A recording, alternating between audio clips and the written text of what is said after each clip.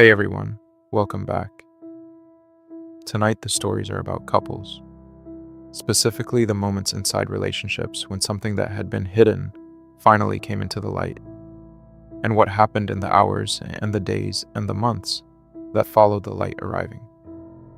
These are stories about betrayal in its various forms, about the specific and human experience of discovering that the relationship you believed you were inside was not entirely the relationship that existed. They are told by the people who lived them in their own words, and they are not simple stories about bad people or easy verdicts about what any of it meant. They are honest and they are complicated, and they are the kind of stories that stay with you because the people inside them were real and what happened to them was real. Get comfortable. Let's begin. The first story tonight comes from a woman who had been married for 11 years when she found out. Not through a dramatic discovery, not through the confrontation that most people imagine when they imagine this kind of finding out. She found out the way that most people actually find out, which is through the accumulation of small things that individually meant nothing and that together meant everything. My husband's name is Daniel, and we had been together for 14 years. By the time the marriage ended, 11 of them married. I want to say that at the beginning, because the length of time matters for understanding what the finding out was like. It was not the finding out about a new relationship that had not yet had time to build anything. It was the finding out about something that had been running parallel to 14 years of a shared life. And the parallel was the thing that was most difficult to hold in the period immediately following the discovery. The accumulation began in March, which I know precisely because I kept a journal in that period for reasons unrelated to Daniel, and which I have gone back to into the years since and read with the specific quality of someone reading a document that contains more information than the person who wrote it knew they were recording. March was the month in which I first noticed the phone.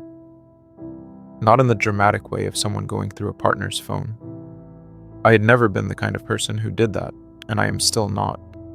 I noticed it in the ambient and unremarkable way of someone who has lived with another person for 14 years, and who knows, without being able to articulate the knowing, the ordinary texture of how that person relates to the objects in their daily life. Daniel had always been casual about his phone. He left it on counters and in rooms he had left, and answered calls on speaker without thinking about who was in the vicinity. The casualness had been part of the general texture of his personality, the specific and unhurried quality of someone who was not particularly organized about the management of his own daily life, and who had relied on my more organized version of things to maintain the practical dimensions of what we had built. In March, the casualness changed, not dramatically. He did not begin taking the phone to the bathroom or sleeping with it under his pillow, in the way that the dramatic version of this story would have it. He began simply being more aware of it in the specific and subtle way that people become more aware of something when the something has acquired a significance that the prior casualness had not required the awareness to manage. I noticed the awareness, and I noted it in the journal as a passing observation. Something like Daniel seems distracted, more on his phone, and I moved through the weeks without the observation becoming anything more than the observation, because the observation was not evidence of anything, and the 14 years had not given me the disposition toward the kind of suspicion that would have converted the observation into evidence before the evidence was available. I trusted Daniel in the way that 14 years of a genuinely good relationship produces trust, not the naive trust of someone who has not examined the relationship, but the earned and evidence-based trust of someone whose evidence across 14 years had been consistently in the direction of trustworthiness. The accumulation continued across April and May. A dinner with friends at which Daniel was on his phone, more than the prior dinners had produced, and which I mentioned to him on the way home, in the light and unremarkable way of a long-married person, noting a small departure from the ordinary pattern. He said he had been following up on something from work, which was plausible, and which I received as the plausible account it was. A weekend in which he took a Saturday morning to himself, which was not unusual. Daniel had always had the Saturday mornings when he went running and sometimes stayed for coffee somewhere before coming home, but which in this particular weekend had a different quality into the returning, a specific and ambient quality of someone who has been somewhere other than the place the Saturday morning was supposed to be. I noted the quality in the journal and moved through the weekend. June was when the accumulation crossed the threshold of the deniable. Not through a single piece of evidence. The single piece of evidence version of this story was not the version I was living through. Through the specific and simultaneous arrival of several small things within a 10-day period that I had been holding separately,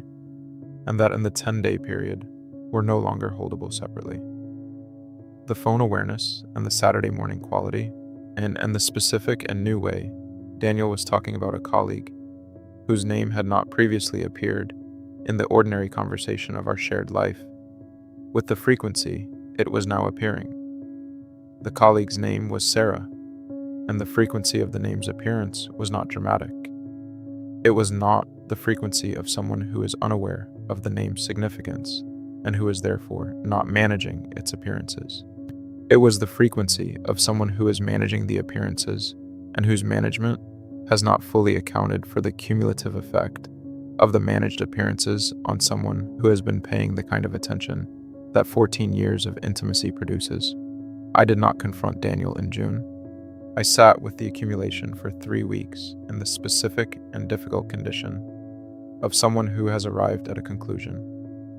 they do not want to have arrived at, and who is,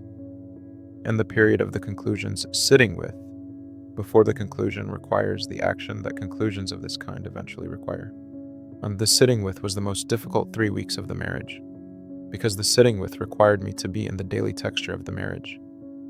the dinners and the evenings, and the ordinary proximity of two people who have been sharing a life for 14 years,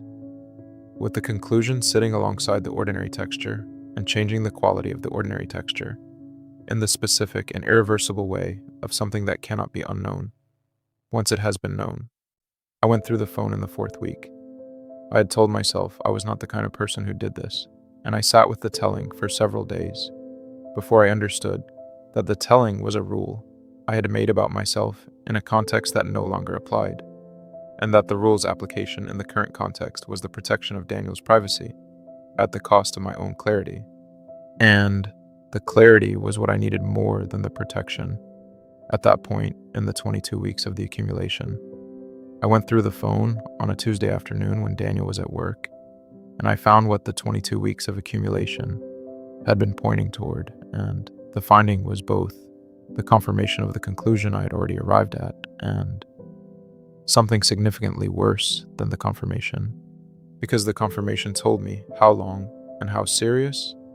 and how completely the parallel had been running alongside the 14 years. Sarah was not a recent development. The messages went back 18 months, 18 months of a parallel that had been running alongside the ordinary texture of the marriage's final year and a half. The holidays and the anniversary trip we had taken in October, and the ordinary evenings that I had been inside, without knowing I was inside only half of what those evenings had contained for Daniel. The 18 months was the specific and most difficult piece of information the phone contained, and I sat on the bedroom floor with the phone in my hands for a long time before I was able to move through the rest of the afternoon and into the evening when Daniel came home. I did not tell Daniel what I had found on the night I found it.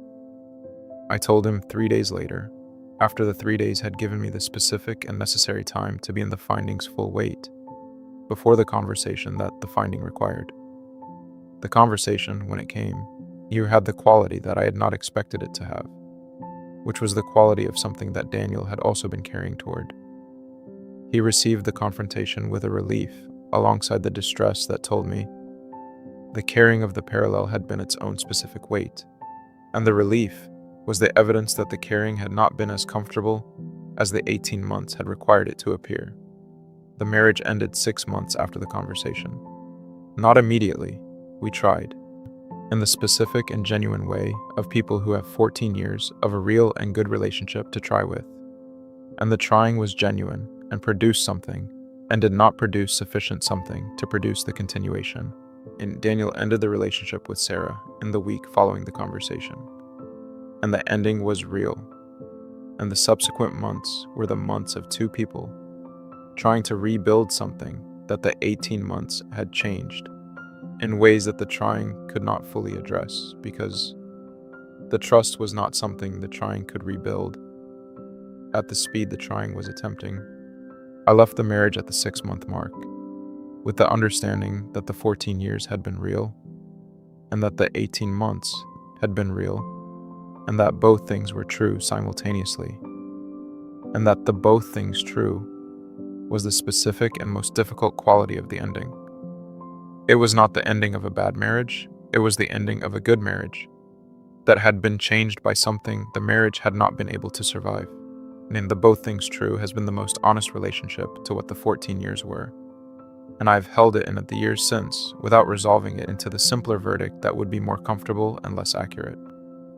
But what stays with this story is not the betrayal in its dramatic form, but the 22 weeks of the accumulation, the specific and ordinary observations recorded in a journal, whose recorder did not know what they were recording, and the trust that held across those weeks, because the trust was the honest product of 14 years that deserved it. The finding out arrived at the only pace it could have arrived at, given the evidence that was available, and the pace was the evidence of the marriage's genuine quality, rather than its naivety. The next story comes from a man who discovered his partner's infidelity, not through anything he found or anyone who told him, but through the specific and disorienting experience of his partner telling him, unprompted, voluntarily, in the middle of an ordinary evening at home, and who found that the voluntary telling was its own particular kind of discovery, with its own particular kind of aftermath, that the involuntary versions had not prepared him for. We had been together for 6 years when Marcus told me, and 6 years, and living together for 3. And in the process of looking at apartments in a neighborhood, we had decided together was the neighborhood we wanted to be in for the next chapter. The apartment search was the context of the evening he told me. We had spent the afternoon at 3 different open houses and had come home with our assessments of each, and had been on the couch going through the listings on a laptop when Marcus closed the laptop, put it on the coffee table, and said he had something to tell me that he had been not telling me for 4 months, and that he needed to tell me now. I want to describe the specific quality of the moment before he told me, because the moment before has stayed with me in a way that the moment of the telling has not, which is the strange and specific quality of a certain kind of significant moment. The moment before, it is the moment that contains the last version of the world before the world changed. And that last version is the thing the memory keeps returning to, rather than the change itself. The moment before was the couch and the laptop and the apartment listings and the specific and ordinary comfort of a Sunday evening with someone you have been living with for 3 years and who you are planning a future with. And the future was present in that moment in the most concrete form a future can take, which is the form of the specific apartments whose square footage and natural light we had been assessing that afternoon. The future was fully present in the moment before he told me, and it was the last moment it was going to be present in that form. And I did not know that while I was inside the moment, which is the specific and ordinary condition of all last moments of this kind. He told me about a person he had met through work, whose name was Kieran, and about 4 months that had been, by Marcus's account, the most confused and the most guilt-ridden 4 months of his life. 4 months in which he had been inside something he had not intended to begin, and had not known how to end, and had been living alongside the relationship, and alongside me, with the specific and accumulating weight of the parallel, that he had finally arrived at the point of being unable to carry any further. The telling was his putting down of the weight, and the putting down was genuine, and was the expression of a genuine and serious distress about what the 4 months had been, and what they had required of him to sustain. I received the telling with a specific quality of someone who has been given significant information before their interior has had the time to prepare for it. which is the quality of the voluntary disclosure that the involuntary discovery does not produce in the same form. The involuntary discovery gives you the time between the finding and the confrontation that the voluntary disclosure does not give you. I had had the apartment listings in my hands 30 seconds before Marcus had closed the laptop, and I was now in a conversation about 4 months of a parallel that I'd had no time to approach through the accumulation that other people's discoveries were approached through. The conversation required me to be present in it before I had finished processing the information that the conversation was about, which was the specific and disorienting quality of the voluntary disclosure as the form of the finding out. I asked Marcus questions in the conversation that I have gone back to in the years since and found both honest and strange. Questions about the practical facts of the 4 months, the specific details whose acquisition in the moment of the conversation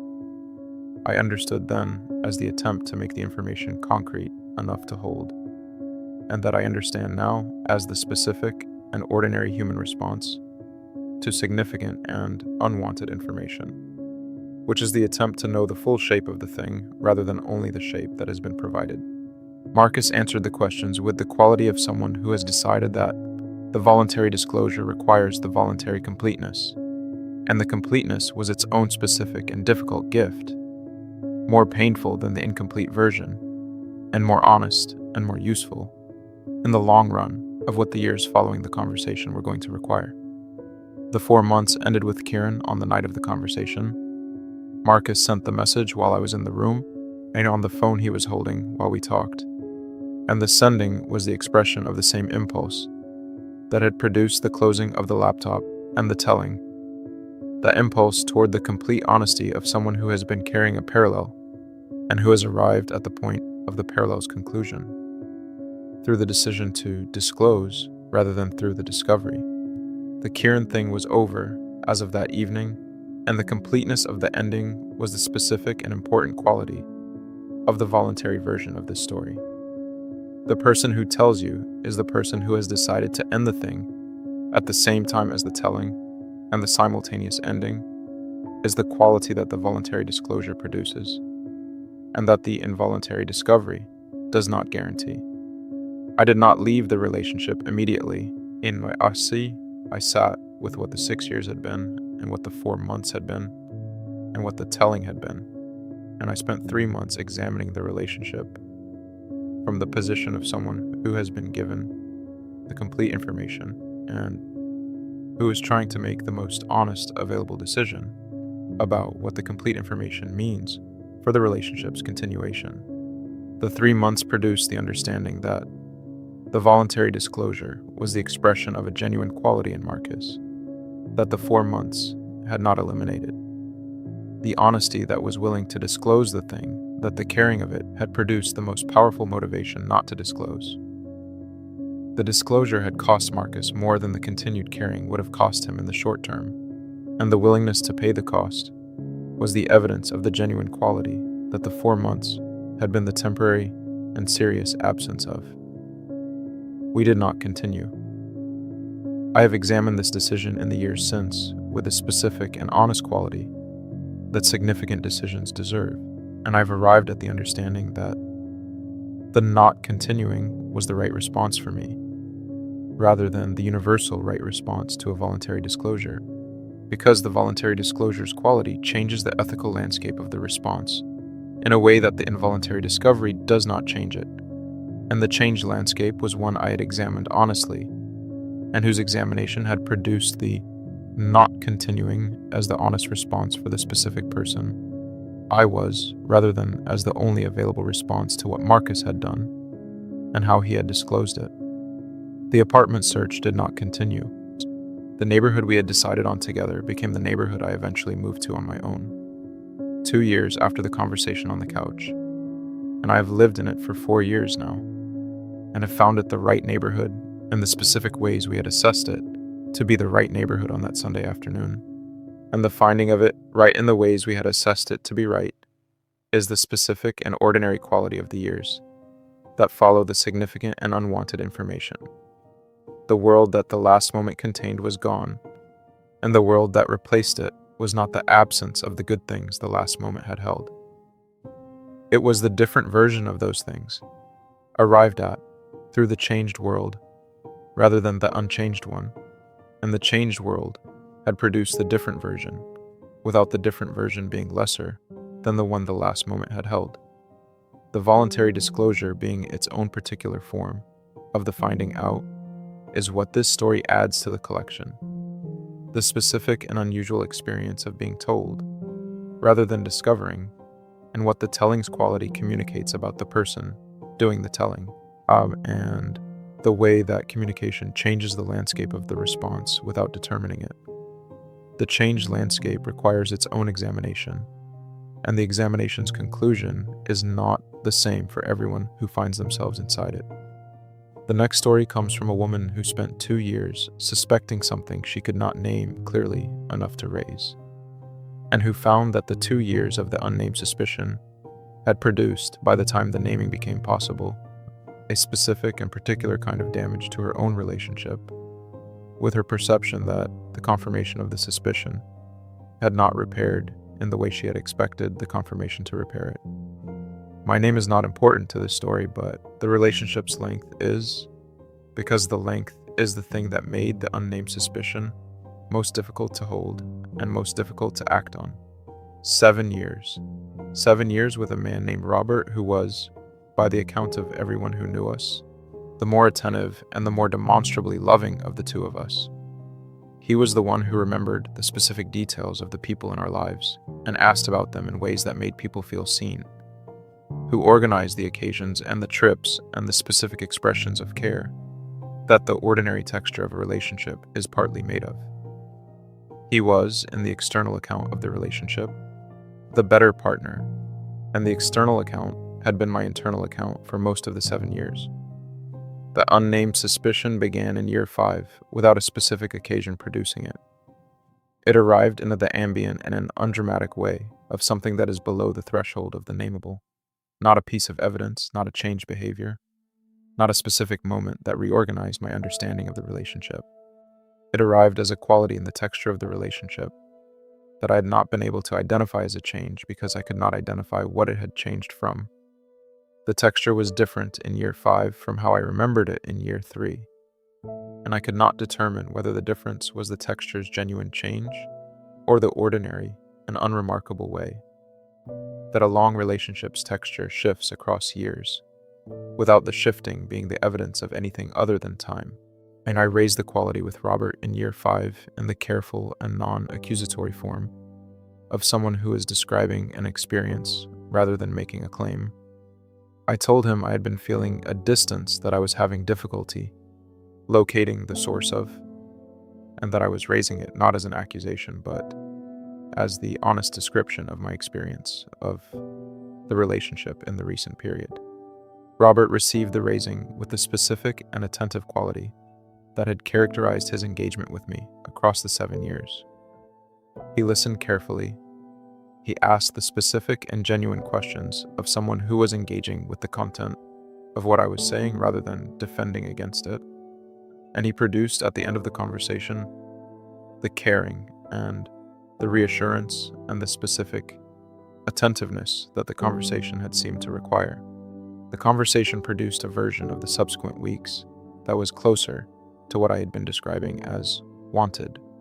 Robert was more present in the ways that the conversation had identified as the wanted presence, and the presence was genuine rather than performed, and had the quality of someone who had received information about their partner's experience and was genuinely responding to it. The weeks produced in me the specific and temporary relief of someone who has raised a concern and received the response the concern was looking for. And I moved through the subsequent months with the relief as the primary texture of the period.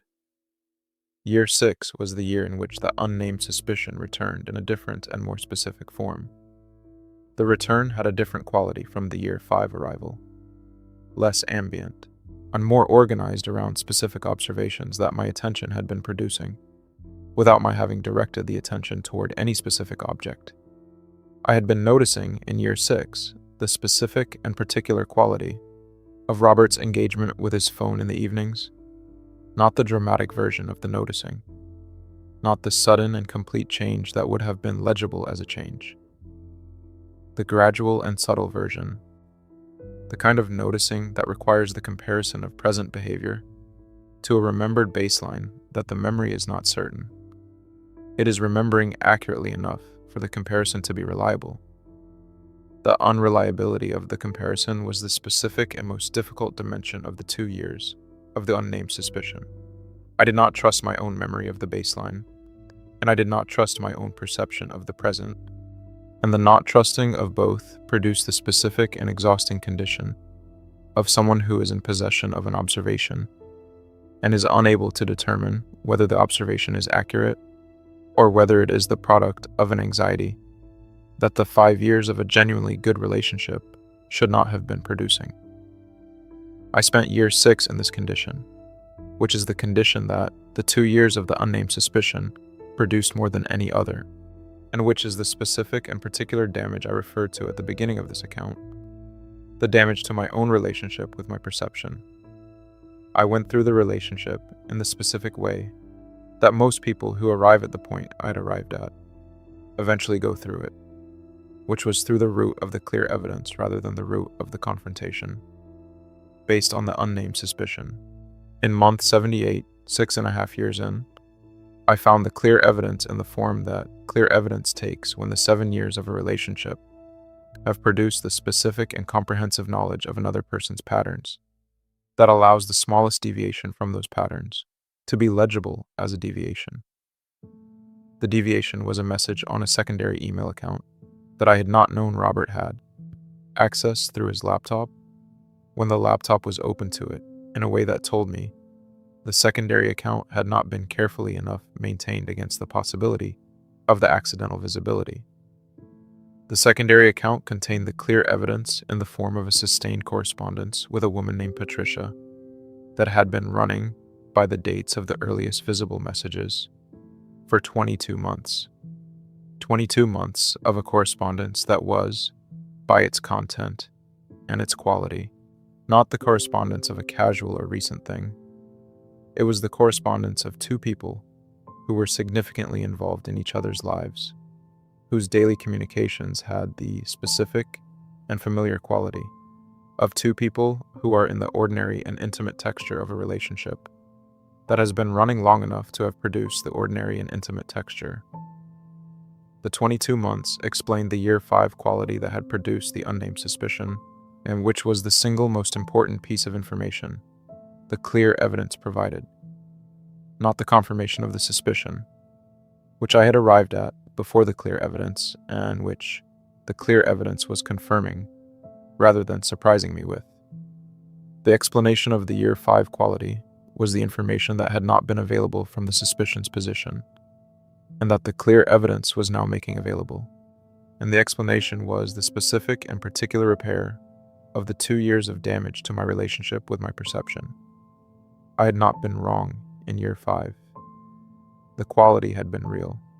The unnamed suspicion had been the accurate perception of something real, rather than the anxiety of someone whose relationship should not have been producing anxiety. The perception had been right, and the not trusting of the perception had been the product of the 7 years of a relationship that had provided genuinely strong evidence for trusting the person rather than the perception, and the genuinely strong evidence had been the thing that had made the 2 years of the unnamed suspicion most difficult and most damaging. The confrontation happened that evening, and Robert received it with the quality of someone who has been carrying something for 22 months, and who, into the confrontation's arrival, is into the simultaneous experience of the collapse of the carrying and the consequences of what the carrying had contained. He did not deny. He said he had been in the relationship with Patricia for 22 months, and that it had not begun as the thing it had become, and that the becoming had produced the specific weight he had been carrying, and that the weight had been more than he had known how to address through the conversation that would have addressed it, which was the conversation he had not had with me in year 5, when the conversation had been available. He had not had the year 5 conversation because the year 5 conversation would have required the disclosure that the disclosure would have ended the relationship with Patricia and the relationship with me simultaneously, or would have required the choice between them. And the not having of the conversation had been the management of the requirement by deferring it rather than meeting it. The deferral had produced the 22 months in the form they had taken, and the 22 months in the form they had taken had produced the clear evidence and the confrontation of year 6.5, which was the deferred conversation arriving at the least manageable possible moment, rather than the most manageable one that year 5 had briefly provided. I left the relationship 2 months after the confrontation. The 2 months were the specific and genuine attempt of someone who has 7 years of a real relationship to draw on, and who is trying to determine whether the 7 years and the 22 months can be held simultaneously as the honest account of the relationship, rather than the 22 months replacing the 7 years as the account. The determination produced the understanding that the holding was possible and was not sufficient for the continuation, because the continuation required the rebuilding of the trust that the 2 years of the unnamed suspicion had been the most honest evidence of, and that the 22 months had confirmed rather than contradicted. The specific and lasting thing the 7 years produced in me was the repair of the relationship with my own perception, not the confirmation of the suspicion, which had been the expected repair, but which had not been the repair that the 2 years of damage had required. The repair was the understanding that the perception had been accurate, and that the not trusting of the accurate perception had been the reasonable response to genuinely strong countervailing evidence, rather than a failure of my own ability to trust what I was perceiving. And the two things had both been real: the accurate perception and the genuinely strong countervailing evidence. And the two things being simultaneously real was the honest account of what the 7 years had been, in the specific and difficult form that the last 2 of them had taken. On the 2 years of the unnamed suspicion and the damage they produced to the narrator's relationship with her own perception is the specific and important thing this story names. Not the betrayal in its dramatic form, but the quieter and more lasting damage of being accurate and not trusting the accuracy, which is the particular cost of infidelity that arrives not at the discovery, but across the slow and unnamed period that precedes it. The next story comes from a man who did not discover his wife's infidelity through any of the channels that discoveries usually arrive through. He discovered it through his wife's best friend, who told him at a dinner party, in a conversation that the best friend had clearly been building toward for some time, and that arrived with the specific and organized quality of a disclosure that had been prepared rather than improvised. Carla and I had been married for 8 years when her best friend Jennifer told me. Jennifer had been in our lives for the full 8 years, and for the 3 years before that,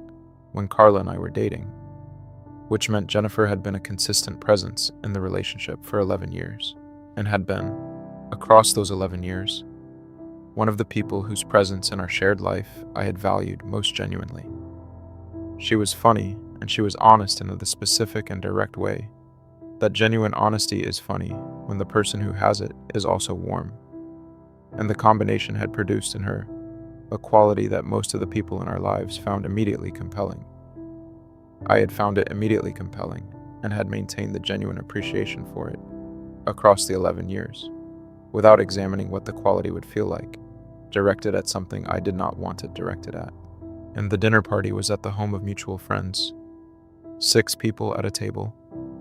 the kind of dinner that the 8 years of a married couple's social life produces in the form of the regular and comfortable gathering of people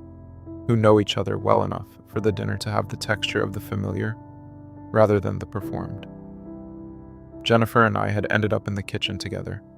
during the part of the evening that produces the kitchen conversations, the specific and intimate exchanges that the kitchen's slight remove from the dinner table's formality makes possible. She had been quieter than her ordinary self across the dinner, and the quietness had had the quality of someone who is managing something rather than simply being in a quieter mood. And the quality had registered with me without producing a specific attention to it until the kitchen had provided the occasion for the attention. She told me in the kitchen that she had been trying to decide whether to tell me something for 3 months, and that the 3 months had produced the decision to tell me. and that the telling was going to be difficult, and that she was going to tell me anyway because the not telling had become more difficult than the telling. She told me that Carla had been in a relationship with a man named Steven for approximately 8 months, and that Jennifer had known about the relationship for 3 of those months, and had been inside the specific and serious difficulty of knowing something about a close friend's marriage that the close friend had not disclosed, and that the person the marriage was with deserved to know.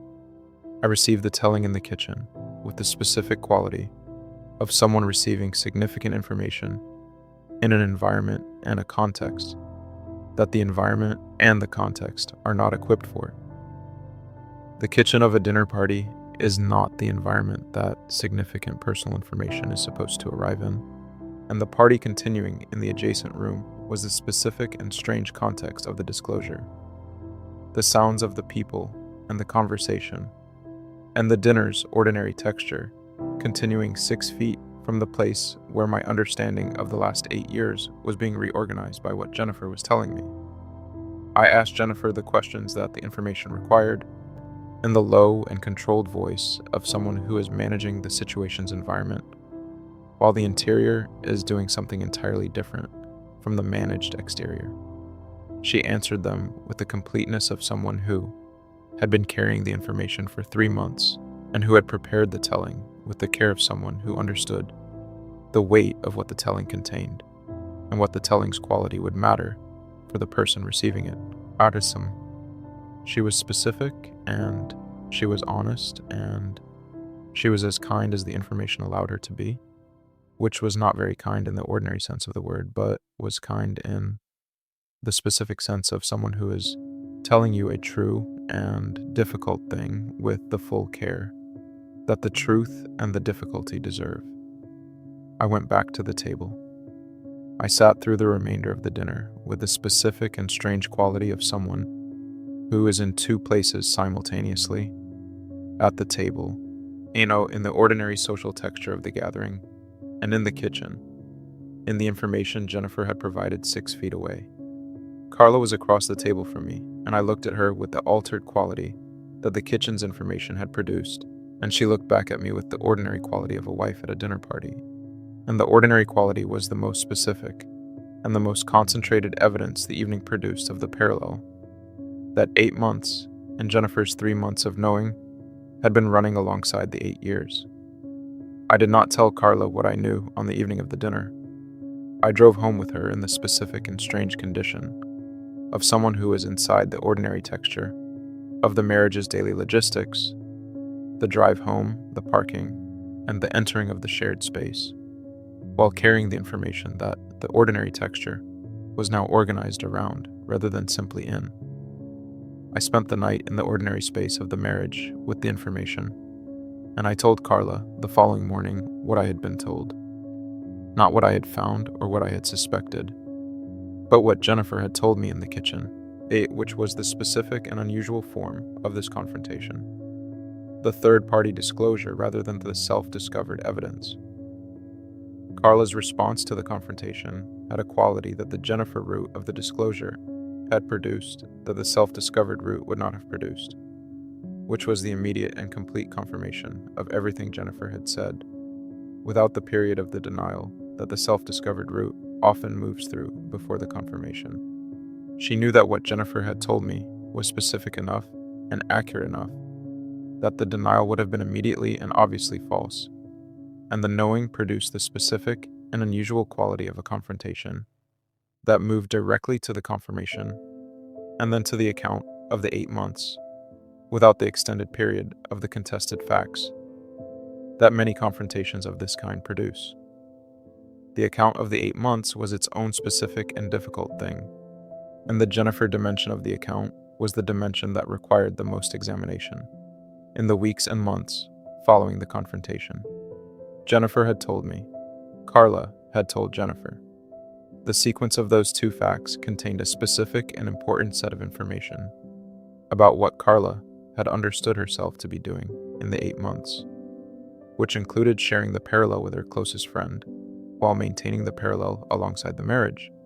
and the sharing with the closest friend had produced the consequence that the sharing had eventually produced, which was the closest friend's decision that the person the marriage was with had the right to the information that the sharing had provided to the closest friend. Carla's anger at Jennifer for telling me was real, and was the specific and strange quality of the months following the confrontation. The marriage ending and the friendship ending simultaneously, the two endings producing the particular and complicated grief of someone who had lost the marriage and the closest friendship in the same period through the same set of events, and whose role in the production of both losses was the thing she was most engaged with in the period of their processing. I was not unsympathetic to the grief, which is the honest and perhaps surprising account of how I was with Carla in the months of the ending, the marriage ending, and the care for the person. The marriage was, with not ending, at the same time, because the 8 years were real, and the genuine care that 8 years of a real relationship produces does not cease at the confrontation's moment. I have been in contact with Jennifer in the years since, which requires some accounting because the contact is the thing that most people who hear this story find the most unusual element. Jennifer told me something I needed to know. The telling cost her the friendship that had been the primary female friendship of her adult life, and the cost was paid in the service of the honesty that had always been the most valued quality of her character. The contact has the quality of the genuine and enduring appreciation for what the telling cost and what the telling provided, which is not the simple gratitude of someone for whom the disclosure was only a gift. The disclosure was also the loss of the marriage and the life that the 8 years had produced. And both of those things are held in the contact and in the appreciation. The Jennifer dimension of this story is the thing that distinguishes it from the others in tonight's collection. Not the discovery of the infidelity, but the specific and serious ethical territory of the third-party disclosure. The person who knows and who decides that the knowing requires the telling, and what the telling costs the person who does it, and what it provides the person who receives it.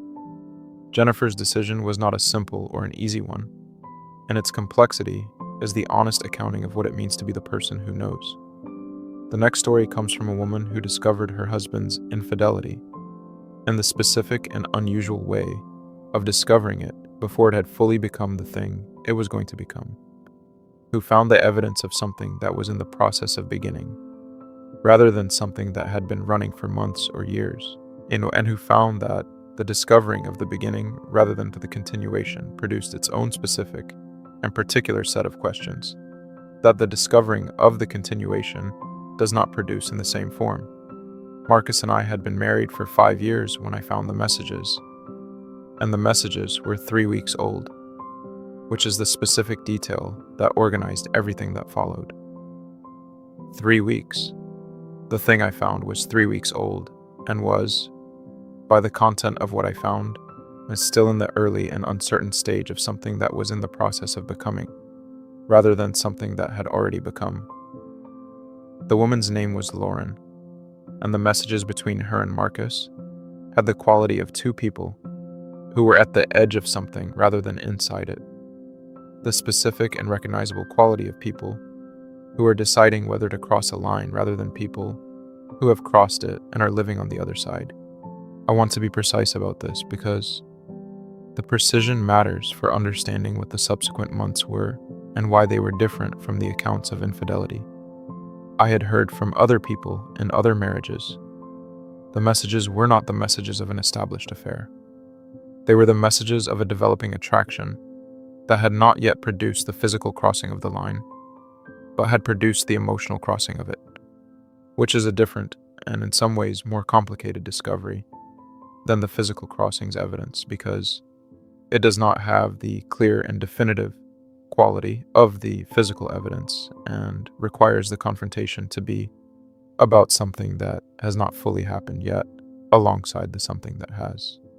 I sat with the messages for 2 days before I raised them with Marcus, and the 2 days were the specific and difficult work of understanding what I had found clearly enough to be able to describe it accurately in the confrontation. Not to build a case, not to prepare the argument, but to understand the thing I was going to be talking about with enough clarity that the conversation could be about the thing rather than about the interpretation of the thing. The interpretation was the specific difficulty of what I had found, because the messages were interpretable in more than one direction, and the direction of the interpretation mattered for what the conversation was going to be about and what it was going to require. Marcus received the confrontation with the quality of someone who has been living with the knowledge of the messages for the 3 weeks since they had been sent, and who has been in the specific and unresolved condition of someone who knows they are at the edge of something and who has not yet made the decision about the edge. The not yet quality was the most informative thing his reception produced. He was genuinely at the edge, genuinely undecided, genuinely in the uncomfortable and unresolved territory of someone who has been developing something with another person while being in a marriage, and who has not been able to determine what the developing thing means for the marriage, or what the marriage means for the developing thing. He did not deny the messages, and he did not minimize them. He said what the 2 days of my examination had produced as the accurate account of what the messages were: that he had been developing something with Lauren that had been producing in him the specific and uncomfortable recognition that the developing thing was incompatible with the marriage's continuation in its current form, and that he had been in the 3 weeks since the last message in the condition of someone who had recognized the incompatibility without having found the response to the recognition that the recognition required. The response required was either the ending of the developing thing or the disclosure to me, and neither response had been made in the 3 weeks, and the not making was itself the information that the confrontation was now requiring him to account for. The conversation lasted most of the evening and produced, by its end, the most honest exchange of the 5 years of the marriage, the specific and unusual quality of a conversation about an infidelity that is in the process of beginning, rather than one that has concluded and is being discovered in its concluded form, which means the conversation is happening at the point where the decisions that the infidelity's discovery usually comes after are still the decisions that need to be made, and the making of those decisions is something the conversation can be the occasion for, rather than the aftermath of. Marcus ended contact with Lauren that evening. The ending was in my presence, the message sent from his phone while I was sitting across from him, and the ending had the quality of a decision that had been made through the conversation rather than before it, which was the specific and important quality of the confrontation's timing. It had arrived at the moment when the decision was still available to be made in the direction of the marriage, rather than only in the direction of the discovery's aftermath. The timing had been accidental. I had found the messages when I found them, not when the optimal moment for the finding would have been. And the accidental quality of the timing producing the specific and possible version of the outcome was the thing I have examined most carefully in the years since. The 5 years following the confrontation have been the 5 years of the marriage's continuation, which is the specific and unusual quality of this particular story. In the context of tonight's collection, the continuation was not easy and was not the simple resumption of the marriage that the preceding 5 years had been. It was the specific and deliberate construction of a different version of the marriage, one that the confrontation had made necessary by making visible the specific conditions in the marriage that had produced the edge that Marcus had arrived at. The conditions were real and were examined in the months following the confrontation with the help of the couples therapy that the confrontation had made possible to suggest, without the suggestion being the evidence of a prior suspicion. What the therapy produced was the specific and important account of what had been building in the marriage across the years before the edge. The ways in which the marriage had been drifting from the genuine engagement of its beginning into the comfortable and slightly diminished version that long relationships drift into when the drift is not attended to, and the ways in which the drift had produced in Marcus the specific and recognizable vulnerability to the developing thing with Lauren, who had appeared in his life at the specific moment when the drift had made the appearance most significant. The account did not excuse the edge or the 3 weeks of the not telling. It explained them in the way that honest examination of difficult things produces explanations rather than excuses. And the distinction between the explanation and the excuse was the specific and important work of the therapy. I have held the 5 years of the continuation alongside the 5 years before the confrontation as the honest account of the 10 years of the marriage, which is the specific and complicated quality of a marriage that has been through the thing and has continued. The marriage is both things, the before and the after, and the after is not the erasure of the before, and is not the same as the before, and the holding of both without the resolution into a single, simpler account is the most honest available relationship to the 10 years that the 10 years deserve. The discovering of the beginning, rather than to the continuation, is the specific thing this story names that the others in the collection have not named. The particular and unusual territory of a confrontation that arrives at the moment when the decisions are still to be made, and what that timing makes possible, that the later timing does not make possible in the same form. The continuation is not the universal outcome of that timing, and is not being offered as the right outcome for every person in that territory. It is the outcome this particular marriage produced through this particular confrontation's particular timing, and the specificity is what makes it worth holding alongside the other stories, rather than as the lesson the other stories are supposed to learn from. The next story is from a man who was not the person who was cheated on.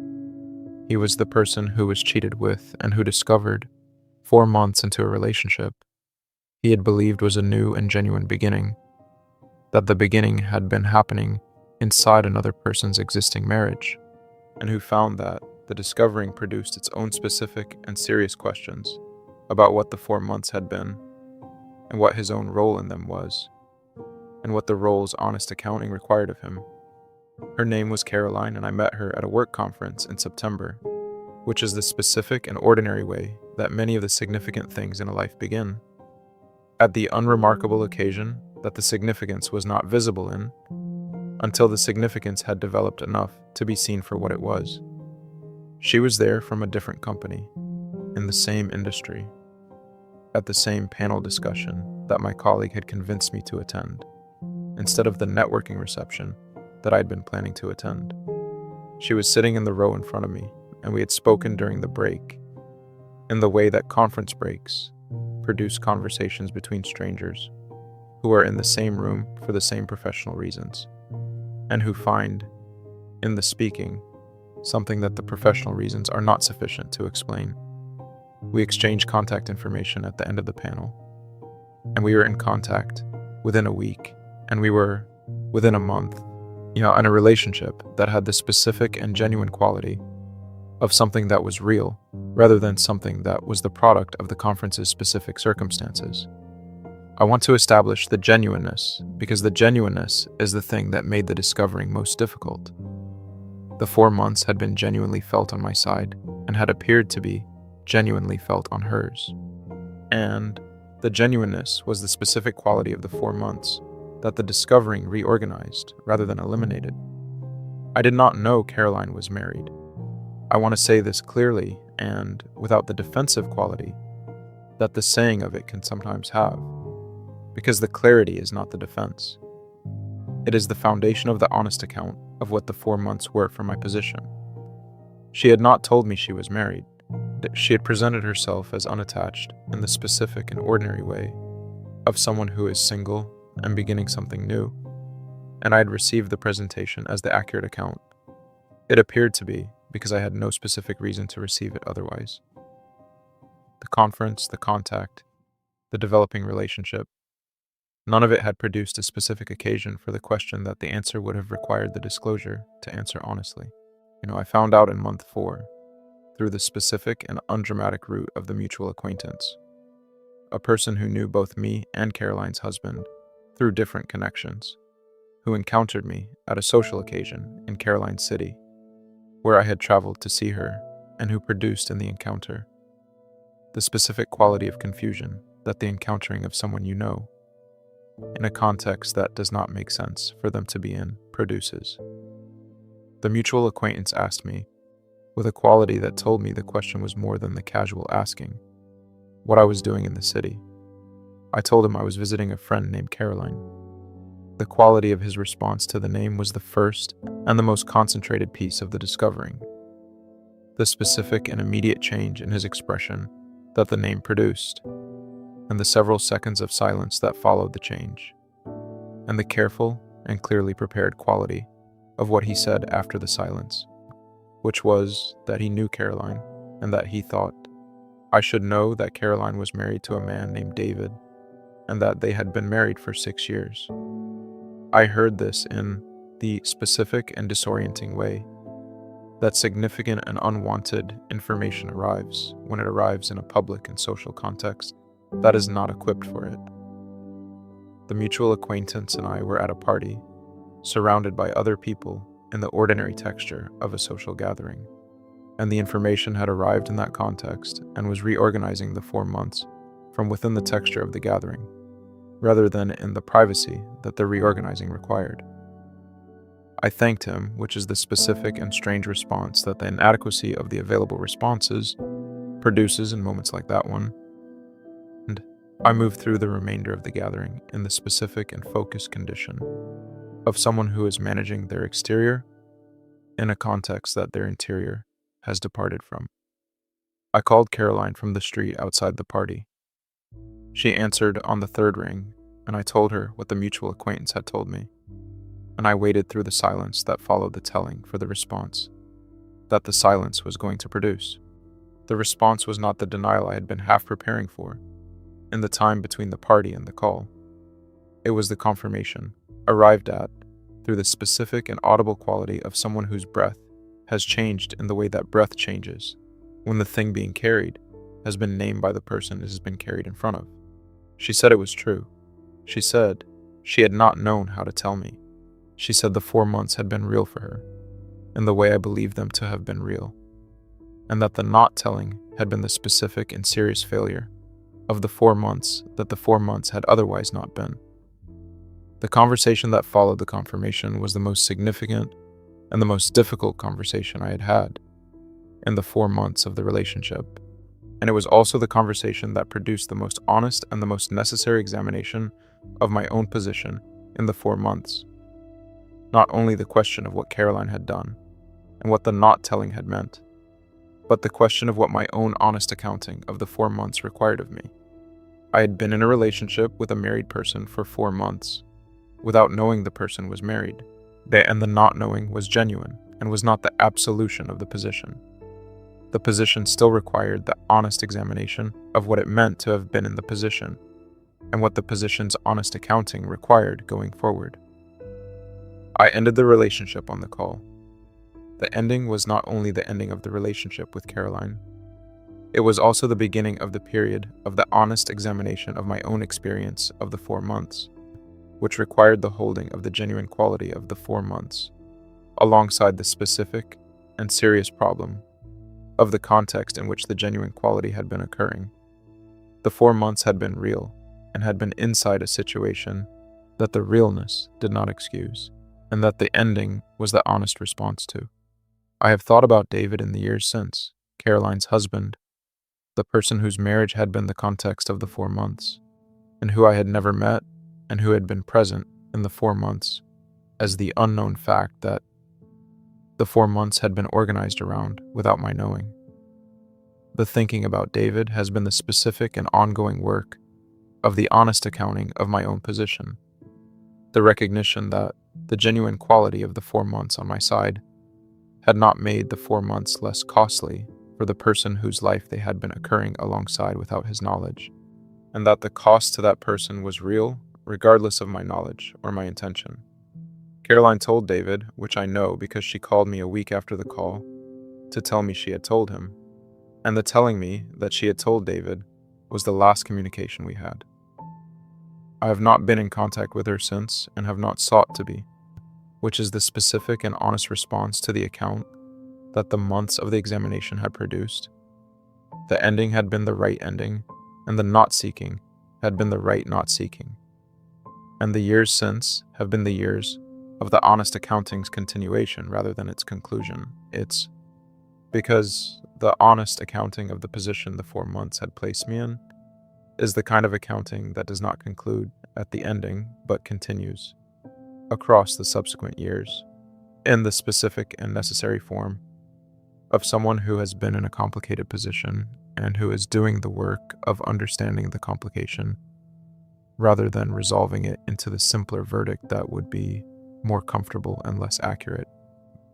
This story's position in the collection is the position that most collections of this kind do not include,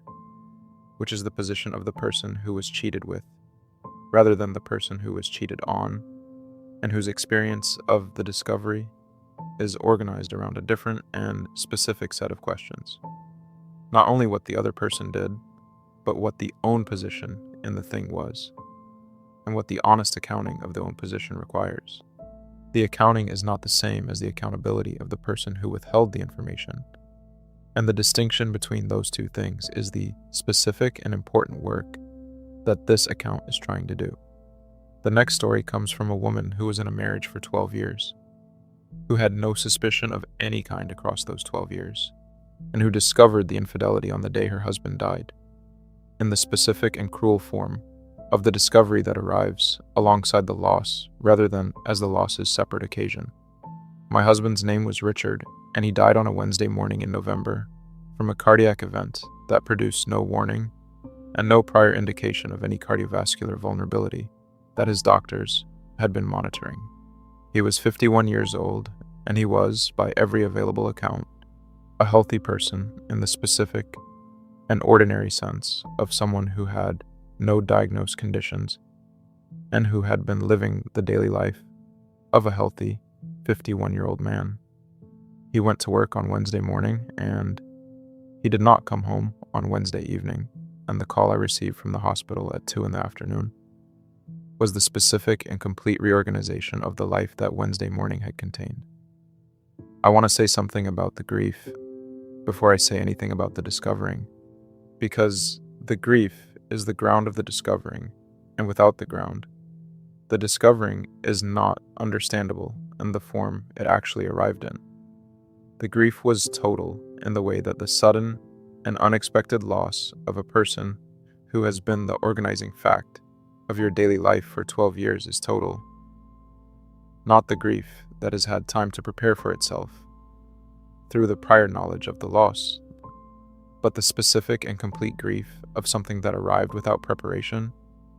and that was the loss in its full and immediate weight from the first moment. I am not going to describe the grief in detail, because the grief is not the story, and because the describing of it in the form that would be honest would require more than this account is for. I am telling you, it was total, because the total quality of it is the context for everything that followed. And the discovering arrived 3 days after Richard's death, in the specific and ordinary way that the aftermath of a sudden death produces its discoveries, through the management of the practical dimensions of the life that the death has left undone. I was in Richard's study going through the documents that the practical management of the estate required me to go through, and I found in the drawer of his desk, beneath the documents I had been looking for, a phone I had not known existed. A second phone, a simple and inexpensive one, prepaid and without the complexity of the smartphone, that Richard had carried daily and that had been in his jacket pocket when he died. The second phone was charged, which told me it had been charged recently and regularly, and it had a passcode that I could not immediately access. I called Richard's brother that evening and told him what I had found, and Richard's brother came to the house the following morning, and we sat in the kitchen with the phone on the table between us. And Richard's brother told me something that he had been carrying, by the quality of the telling, for more than the 3 days since Richard's death. He had known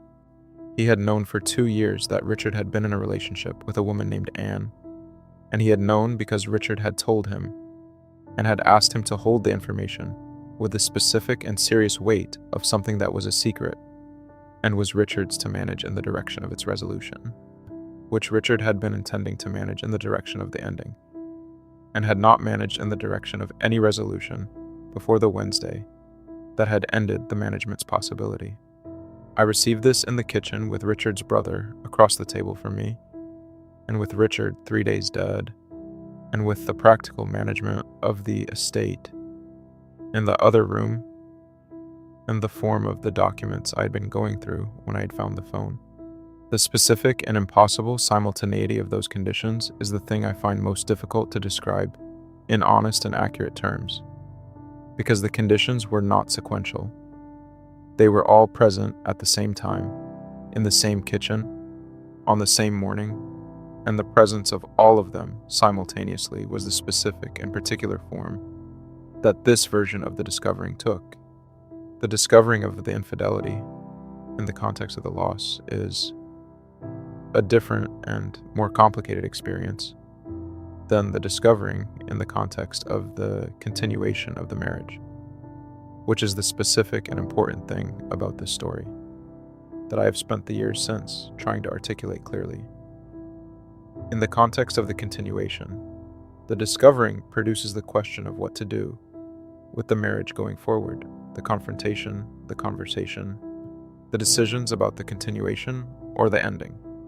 In the context of the loss, the discovering produces none of those questions, because the decisions that those questions address are no longer available. What it produces instead is the specific and unusual situation of grieving a person and discovering a person simultaneously, of the grief and the betrayal arriving in the same period and requiring the same interior to hold them both at the same time, without the sequential quality that the ordinary versions of those experiences usually provide. I did not have the confrontation that the discovering usually produces. Richard was not available to be confronted, which is the specific and defining quality of this version of the discovering.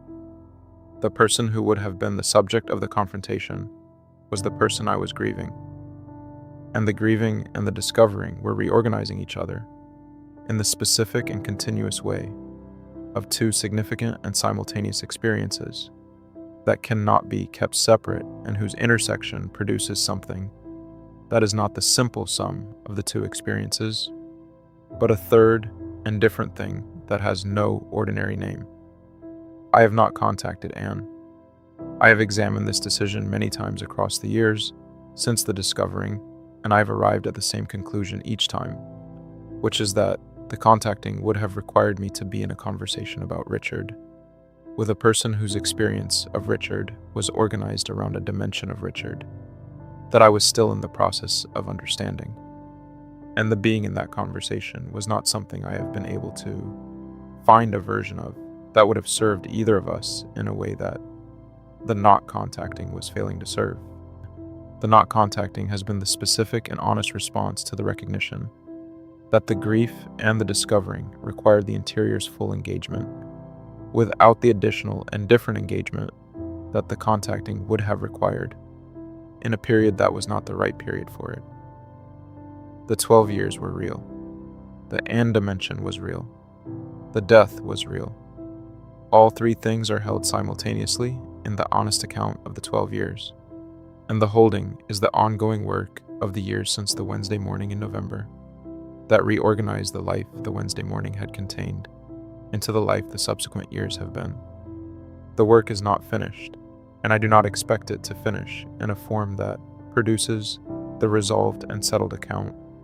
that the resolved and settled account would require of something that is not resolved and not settled, but is held honestly and carefully, and with the full weight of all three things, rather than only the weight of the two things that would be simpler to hold if the third were not also true. The discovering alongside the loss is the specific and particular territory this story occupies in tonight's collection, and it occupies it with the honest acknowledgement that the territory is unlike the others in the collection, in the specific way that the absence of the confrontation makes it unlike them. The discovering without the confrontation's possibility is a different and more incomplete version of the discovering, and the incompleteness is the thing the years since have been the living of rather than the resolution of. The next story comes from a man who had been with his partner for 9 years, 7 of them married, and who discovered the infidelity not through a single piece of evidence or a third-party disclosure, but through the specific and accumulating experience of his own memory becoming unreliable in a way that the unreliability eventually produced the clarity the memory had been resisting. Yet my wife's name is Sandra, and the marriage lasted 7 years before the discovering and has not continued past it. And the specific thing I want to describe about the discovering is not the discovery itself, but the period that preceded it, which was the period of the memory's unreliability. The 18 months in which I had been holding a version of the marriage that was slightly but consistently different from the version that the evidence available to me should have been producing, and whose difference I had not been examining because the examining would have required me to trust the evidence over the version I was holding. And the version I was holding was the version I had invested 9 years in, and whose accuracy I was not in a position to be objective about. I want to try to describe what the unreliability of the memory felt like from the inside, because the inside account of this experience is the thing that most accounts of infidelity do not include, and that I have found most useful in the years since to understand clearly. The unreliability was not the dramatic version of gaslit confusion. Sandra was not telling me I had not seen what I had seen or heard what I had heard in the direct and overt form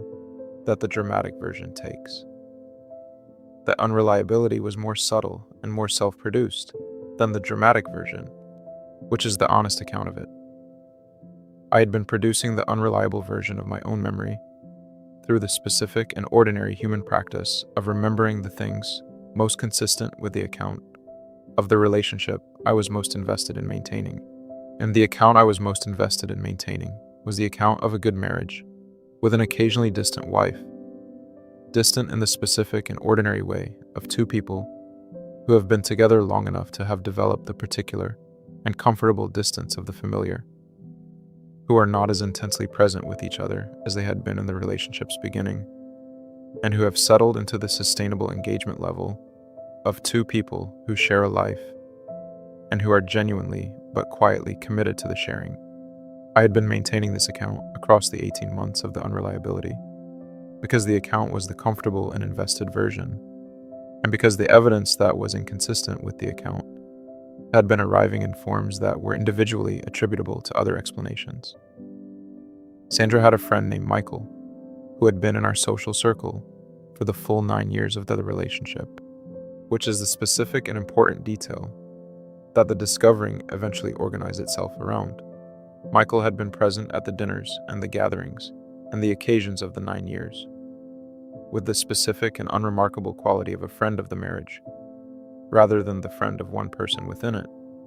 He knew us both and was received by both of us as the figure in the social landscape that he had been for 9 years, without either of us examining the specific and particular quality of his presence in the landscape, with more attention than the 9 years had provided the occasion. No, 4. The memory that was being unreliable was the memory of the specific and accumulated quality of Sandra's engagement with Michael across the 18 months, which I had been holding in the version most consistent with the friendship, rather than the version most consistent with what the friendship had become. There were specific instances of Sandra and Michael's conversation at the dinners, the specific quality of their exchanges at the gatherings, the way Sandra spoke about Michael in the ordinary conversation of the marriage's daily life, that I had been holding in the friendship version, rather than in the version the evidence was actually providing, because the friendship version was the version consistent with the account I was maintaining, and the evidence version was the version the account could not survive. And the memory's unreliability became visible to me in the specific and concentrated form. It needed to become visible through a conversation with a colleague who had been at one of the dinners at which Michael had been present, and who made an observation about Sandra and Michael that had the specific and simple quality of an outside view that had not been organizing itself around the account I was maintaining. And the observation was not the accusation. It was the casual and unremarkable noting of a quality in Sandra and Michael's engagement that the colleague had observed from the outside without the invested account that I had been inside. The observation was 3 words, something like they seemed close, and the 3 words produced in me the specific and simultaneous experience of 2 things that the prior 18 months had been keeping separate: the evidence version of the 18 months and the account version, arriving in the same moment from the same 3-word observation and being impossible to continue holding as 2 separate things. I went home that evening with the two versions no longer separable, and with the specific and necessary clarity that the not separating produced. I was not in the confrontation's readiness. I had not had the time between the colleague's observation and the arriving home to develop the confrontation's preparation. I was in the clarity's rawness, which is the specific and different quality of the confrontation that arrives before the preparation, rather than after it, and which produces a different conversation than the prepared confrontation produces, because the rawness is present in the conversation, rather than the management of the rawness that the preparation allows. Sandra received the confrontation's rawness with a quality I had not expected, which was the quality of relief, rather than the quality of the defense. She had been inside the maintaining of the parallel for 14 months. She told me the specific duration in the conversation's account of the 14 months, and the 14 months had produced in her the specific and accumulating weight of someone who is carrying something they have not been able to put down, and who finds, into the confrontation's arrival, the putting down that the carrying had not been able to produce on its own. The relief was genuine and was the most informative thing the confrontation produced, because it told me that the account I had been maintaining had not been the account Sandra had been inside for the 14 months, and that the gap between the account I had been maintaining and the account Sandra had been inside was a specific and important measure of what the 18 months of the unreliable memory had cost. The 14 months had been with Michael, which I had arrived at before Sandra confirmed it, and which the confirmation produced in me, the specific and concentrated experience of the two versions, collapsing entirely into the evidence version. Not only for the 14 months, but for the full 9 years of Michael's presence in the social landscape of the relationship, which was the most difficult and the most comprehensive reorganization the confrontation produced. The 9 years of the social landscape were now reorganized around the 14 months, and the reorganizing produced the specific and irreversible quality of a context that cannot be returned to its prior form once the reorganizing has occurred. The marriage ended in the months following the confrontation. Not immediately. We were in the therapy that the confrontation made the only available next step, and the therapy produced genuine examination and genuine honesty, and did not produce the conditions for the continuation. Sandra ended the relationship with Michael in the week of the confrontation, and the ending was real, and the subsequent months were the months of two people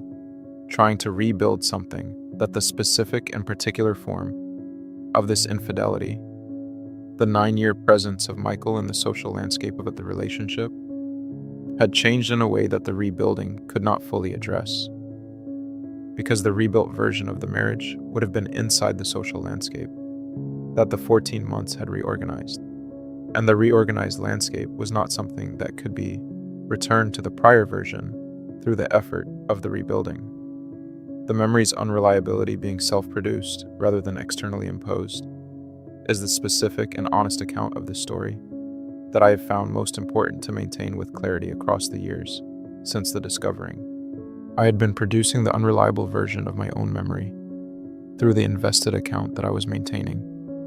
which is not the dramatic version of the experience and is the more ordinary and more common version that most people who have been in this position recognize when they examine their own 18-month period honestly. The colleague's observation being the occasion for the collapse of the two versions into each other is the specific and uncontrolled quality of how the collapse eventually arrives,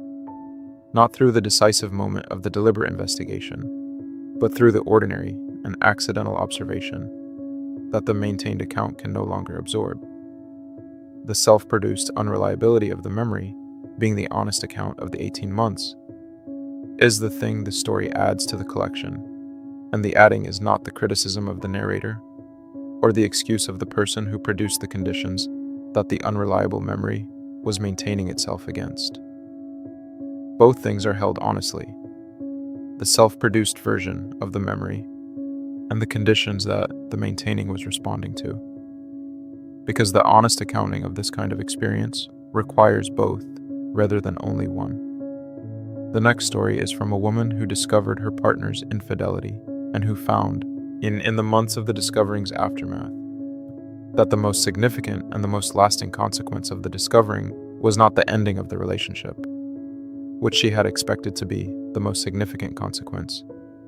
but the specific and unexpected revision of her understanding of herself that the discovering had produced alongside the ending, and that had continued to develop across the years, in which the ending had settled into the past and the self-understanding had continued to develop. David and I had been together for 4 years when I found the messages, and the finding was in the specific and ordinary form of the messages being visible on his laptop screen when I walked into the room where the laptop was open. I had not been looking for anything. I had been bringing him a cup of tea, and the laptop had been open on the table, and the messages had been on the screen, and I had been into the vicinity of the screen for the specific and accidental moment required for the messages' content to be legible as the content they were. The finding was accidental and complete and instantaneous in the way that the accidental finding is instantaneous. There was no accumulation,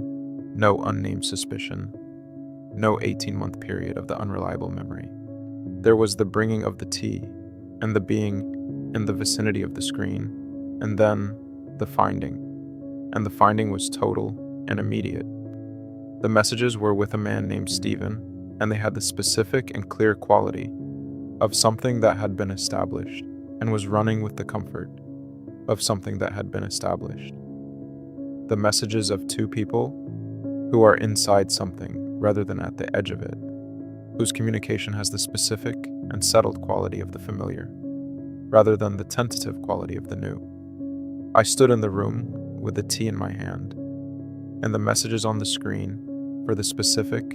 and suspended period that the immediate and accidental finding produces,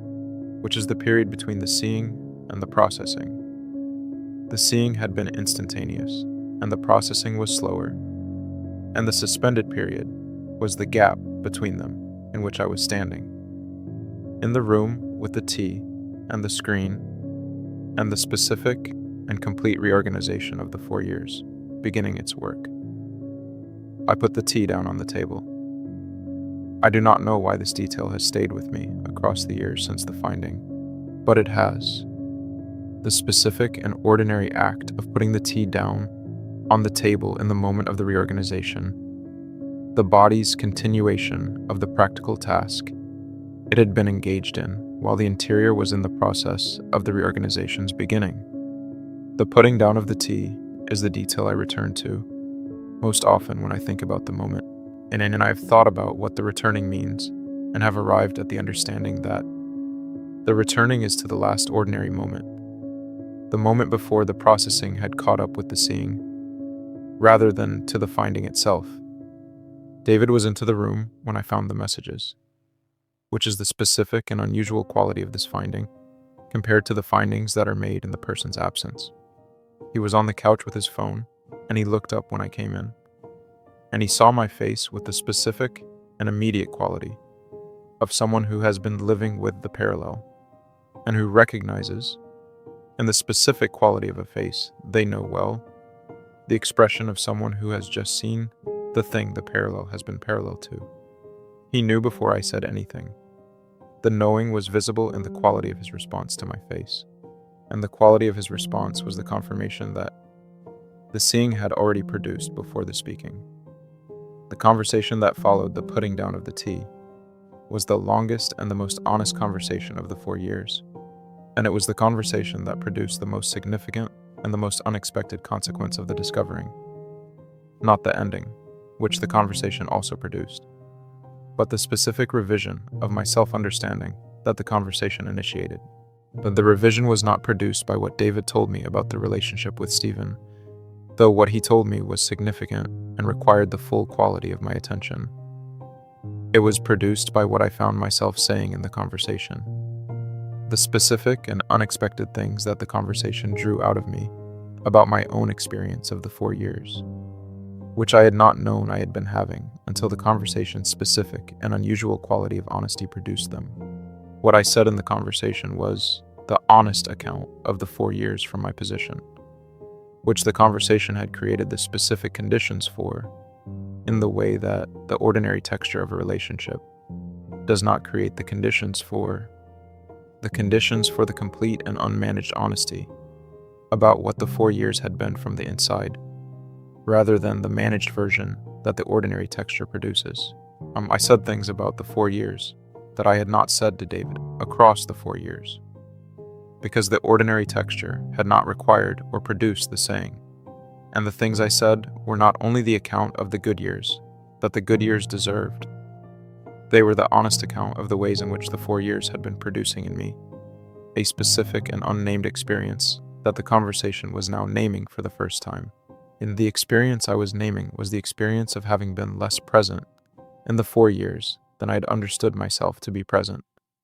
The specific and uncomfortable recognition that the 4 years had been received and inhabited by me with a quality of partial engagement that the quality I had understood myself to be bringing had not been fully accurate. I had been inside the 4 years with a portion of my attention and my investment directed elsewhere, not at another person, not in the way that David's attention had been directed elsewhere, but in the specific and different direction of my own interior's ongoing and unexamined preoccupation with the question of whether the relationship was the right one, which was a question I had been carrying across the 4 years without having examined it directly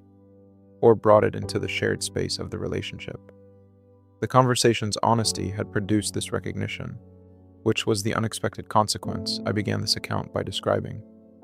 I had discovered David's infidelity and had found in the discovering's aftermath the honest account of my own partial presence in the relationship that the discovering had been the occasion for, rather than the cause of. The partial presence had not produced or excused David's parallel. The two things were separate, and the separation was the specific and important accounting that the subsequent months required. But the partial presence had been real and had been the honest thing about my own experience of the 4 years, that the 4 years had not produced the conditions for examining, and the discovering had produced those conditions through the specific and unusual honesty of the confrontation's conversation. The ending was mutual in the specific form, that mutual endings are mutual, not simultaneous or equal in their production of the ending, but arriving at the same conclusion through different routes and different timelines.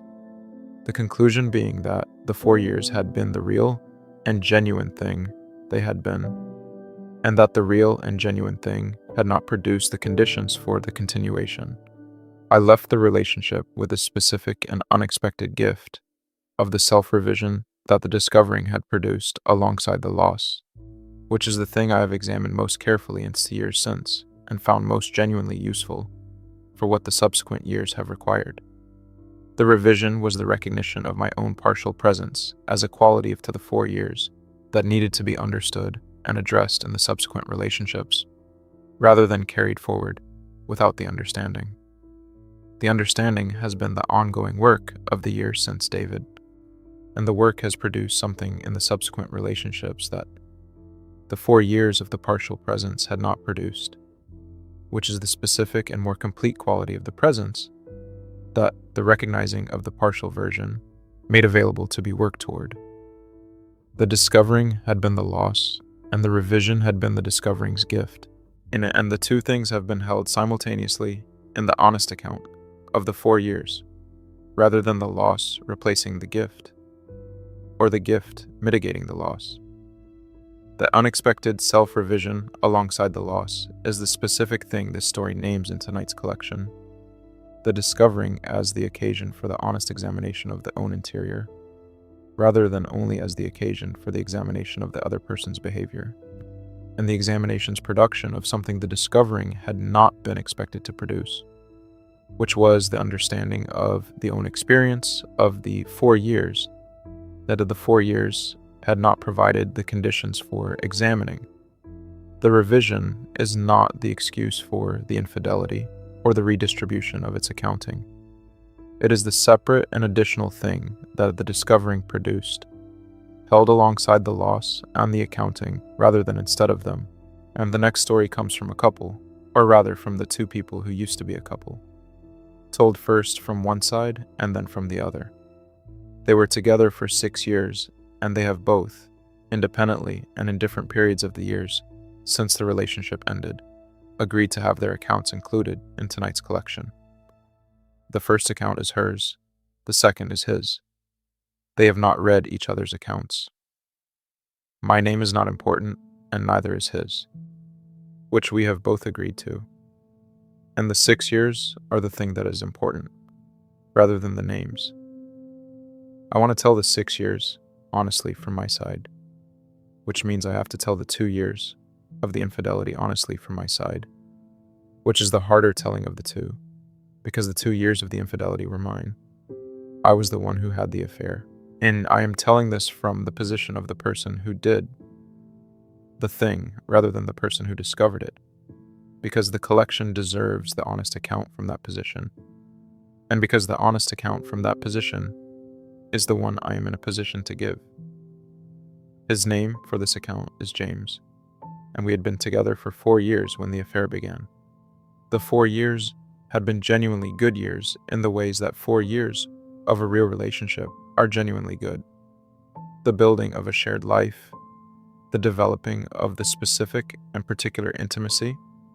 of two people who have been inside the ordinary texture of each other's days for long enough to have become genuinely known to each other.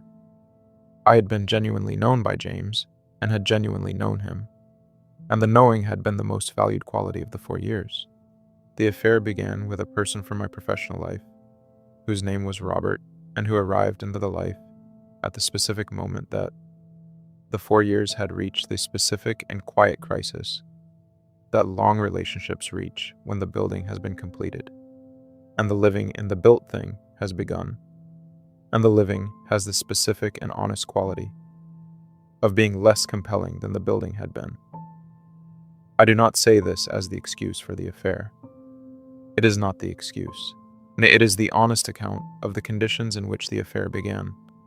And the conditions and the affair's beginning are separate things that require separate accounting. The conditions were real and were not Robert's production. Robert was present in the specific moment that the conditions had created, and the conditions had been produced by the 4 years, and by the specific and unexamined relationship I had to the 4 years' quiet crisis. I did not tell James about Robert across the 2 years of the affair. This is the thing I find most difficult to account for, honestly. Not the beginning of the affair, which has the honest account I have given of it, but the 2 years of the not telling, which has the honest account of a different and more serious failure. The not telling was the sustained and daily choice to maintain the parallel, rather than to confront either the affair or the 4 years' quiet crisis with the honesty that both required. And the sustaining was the choice made from the position of someone who understood the choice's cost and made the choice anyway, across 730 daily occasions, which is the honest and specific number of the not telling's accounting. And James discovered the affair in the 2nd year through the specific and ordinary route of the found evidence on my phone that I had not been careful enough in the management of, which is the honest account of the found evidence's route, rather than the account of the carelessness as the unconscious desire to be found, which some people have offered as the explanation, and which I do not believe is the accurate account. I was not careful enough, and the not careful enough was the failure of the management, rather than the expression of the desire to end the managing. The confrontation was the most significant and the most deserved thing James did across the 6 years, and I received it with the specific quality of someone who has been carrying something for 2 years, and who finds, in the confrontation's arrival, the relief of the putting down alongside the full weight of the consequences. So I answered James's questions with the completeness that the 2 years of the not telling owed him. The specific and complete account of the 2 years from my position, the honest accounting of what Robert had been, and what the 4 years' quiet crisis had been, and what the 2 years of the not telling had been, and what each of those things deserved in terms of James' understanding of the 6 years. James ended the relationship in the week following the confrontation. The ending was his to make and was the right response to the 6 years' honest accounting. which included the 2 years of the sustained and daily choice that the not telling had been. I have not asked for the ending to be revised, and have not sought the contact that would have implied the asking, and the not asking and the not seeking have been the specific and honest responses to the accounting's conclusion, in nobas, which was that the ending was the right ending, and that the right ending was James's to have made, and was the thing he had made. Now, James, she has given you her account, and I'm going to give you mine, and the two accounts are going to be different in the ways that two honest accounts of the same 6 years, seen from different positions, are going to be different. And the difference is not the evidence of one account being less honest than the other. It is the honest evidence of two separate positions, producing two separate and genuine accounts of the same 6 years. My account of the 6 years was the account of the genuinely good years that she has described, and of the specific and ordinary quality of the life that the building of those years had produced, which I had been inside with the quality of someone who was genuinely and quietly content with the built thing, and who had not been examining the quiet contentment for what the quiet was made of, or whether the contentment's quiet was the evidence of the right kind of contentment, or the evidence of the kind that is the absence of the examination. I discovered the affair in the way she is described, the found evidence on the phone in the specific and ordinary moment of the accidental visibility, the same basic mechanism that several of tonight's other stories have moved through, which is the honest evidence of how these things are most often found, rather than the dramatic version that the dramatic version's greater narratability makes the expected version. And the accidental visibility produced the specific and total quality of the immediate finding. No accumulation, no unnamed suspicion, no 18 months of the unreliable memory. The evidence was clear and was on the screen, and the 6 years reorganized around it in the specific and immediate way of a finding that is total rather than accumulated. I want to say something about the confrontation that her account has described, which is that her account of the confrontation's quality is accurate. She did answer with the completeness that the 2 years owed, and the completeness was both the right thing and the most painful thing, because the completeness included the specific and honest account of the 4 years quiet crisis that I had not been examining, and the honest account of the quiet crisis was the specific and unexpected dimension of the confrontation that her account of the affair had not prepared me for. I had been inside the quiet crisis without knowing I was inside it, which is the specific and honest account of the 4 years quiet that I had understood as the right kind of contentment. The confrontation produced in me the specific and simultaneous experience of the discovering of the affair and the discovering of the 4 years quiet crisis as the crisis it had been in, and the two discovering us were different and required different responses and were happening at the same time in the same confrontation. The affair required the response that the ending was the honest production of. The quiet crisis required a different response, not the ending's response, but the response of the honest examination of what the quiet had been, and what the examination required of the subsequent relationships. I have been doing the work of that examination across the years since the confrontation, and the work has produced the understanding that the quiet contentment had been the absence of the examination rather than the evidence of the right examination's conclusion, and the subsequent relationships have been the living out of what the examination has produced, rather than the repetition of the unexamined version. I ended the relationship in the week following the confrontation. The ending was mine and was the right ending and has remained the right ending across the years of the examination that have followed it. I hold the 6 years honestly as the genuinely good years they were, and as the years that contain the 2 years of the affair, and the 4 years of the quiet crisis that neither of us had been examining, and the holding of all of it, rather than only the parts that are most comfortable to hold, is the specific and ongoing work that the honest accounting of the 6 years requires. The two accounts alongside each other in this collection are the specific and unusual thing that tonight's structure has made possible. The same 6 years from two honest positions,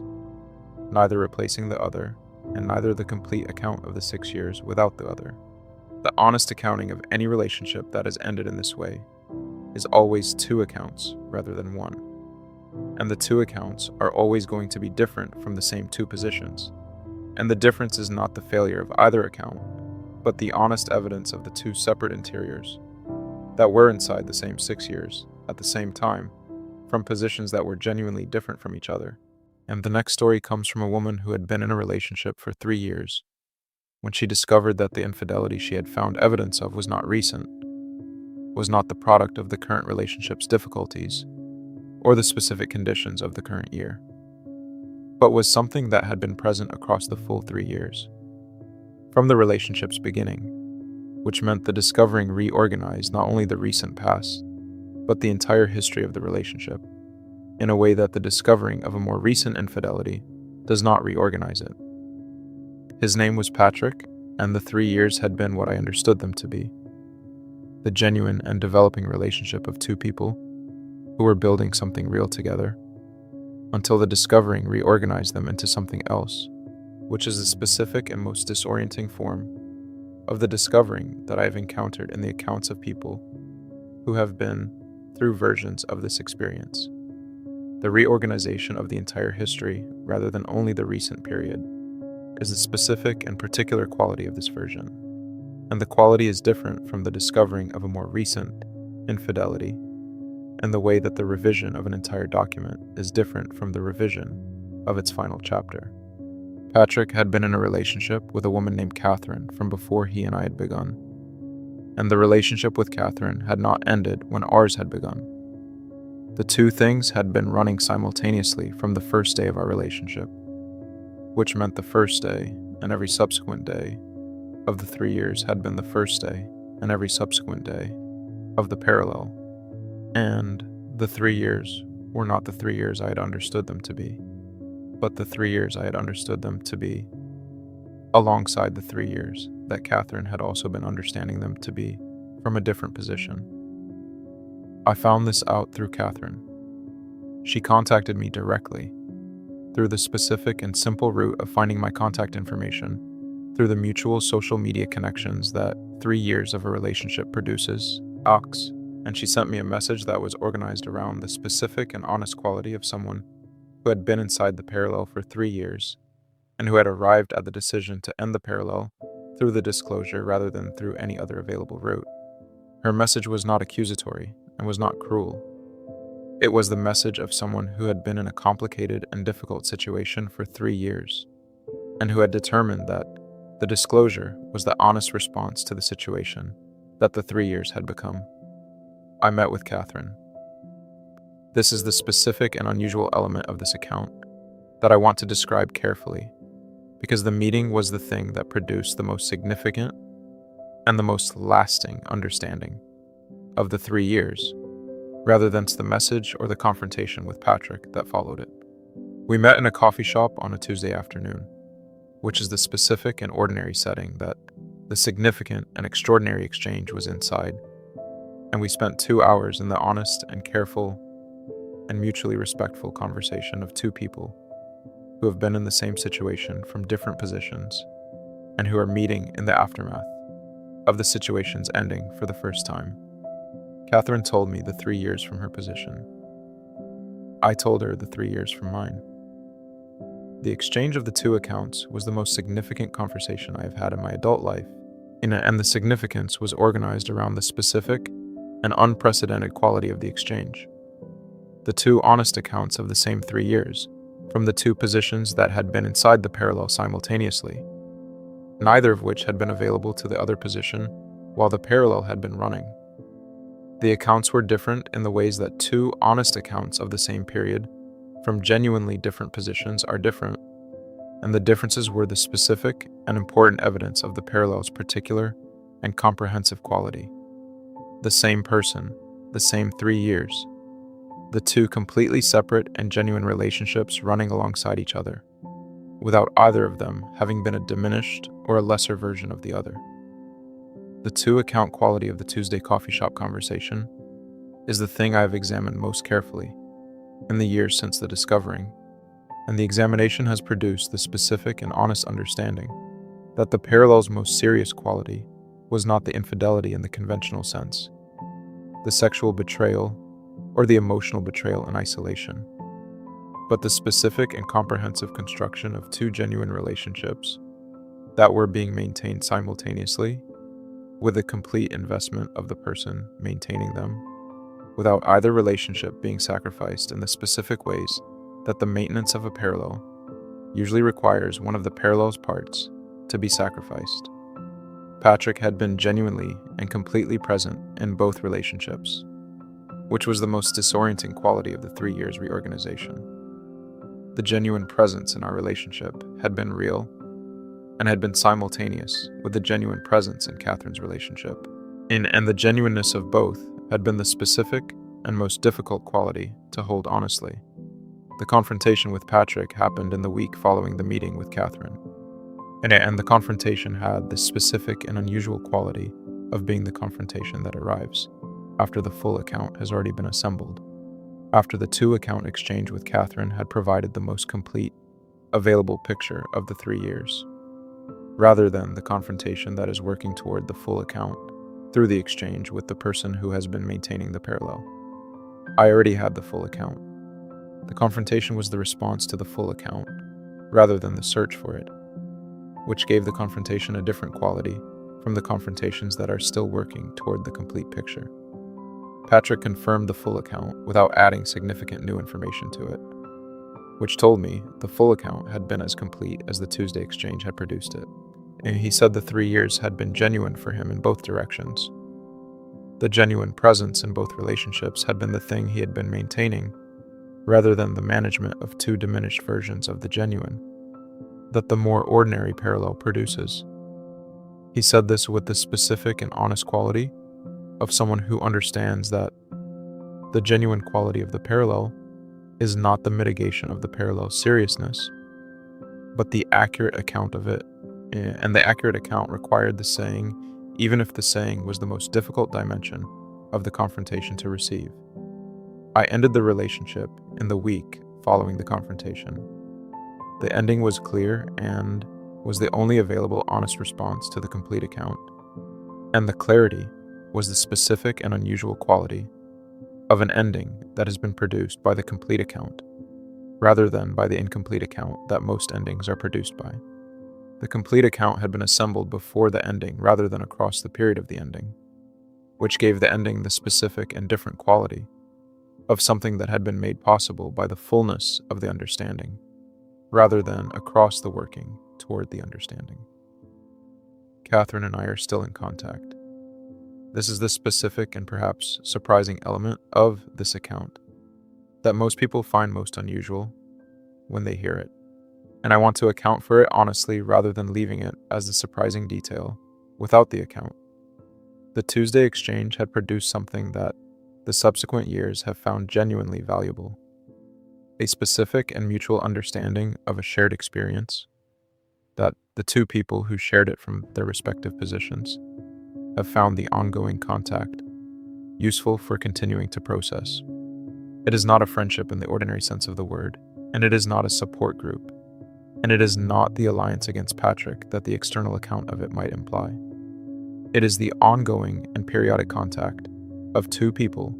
who shared the most significant disorienting experience of their respective relational lives from different positions, and who find the other position's ongoing presence in the processing of the experience genuinely useful. The full account confrontation, the confrontation that arrives after the complete picture has been assembled rather than as the working toward it, is the specific quality of this story that distinguishes it from the others in the collection. The meeting with Catherine being the source of the complete picture, rather than the confrontation with Patrick, is the unusual route that the discovering took in this account. And the route produced a different quality of the discovering than the more ordinary routes produce. And the different quality is worth naming honestly as a specific and particular experience it was. And the next story comes from a man who was married for 15 years, the longest marriage in tonight's collection, and who discovered the infidelity in year 13 and spent the final 2 years of the marriage into the specific and unusual condition of someone who has discovered the infidelity and has decided, in full awareness of the discovery, to remain in the marriage while the deciding about the marriage continues. The deciding lasted 2 years.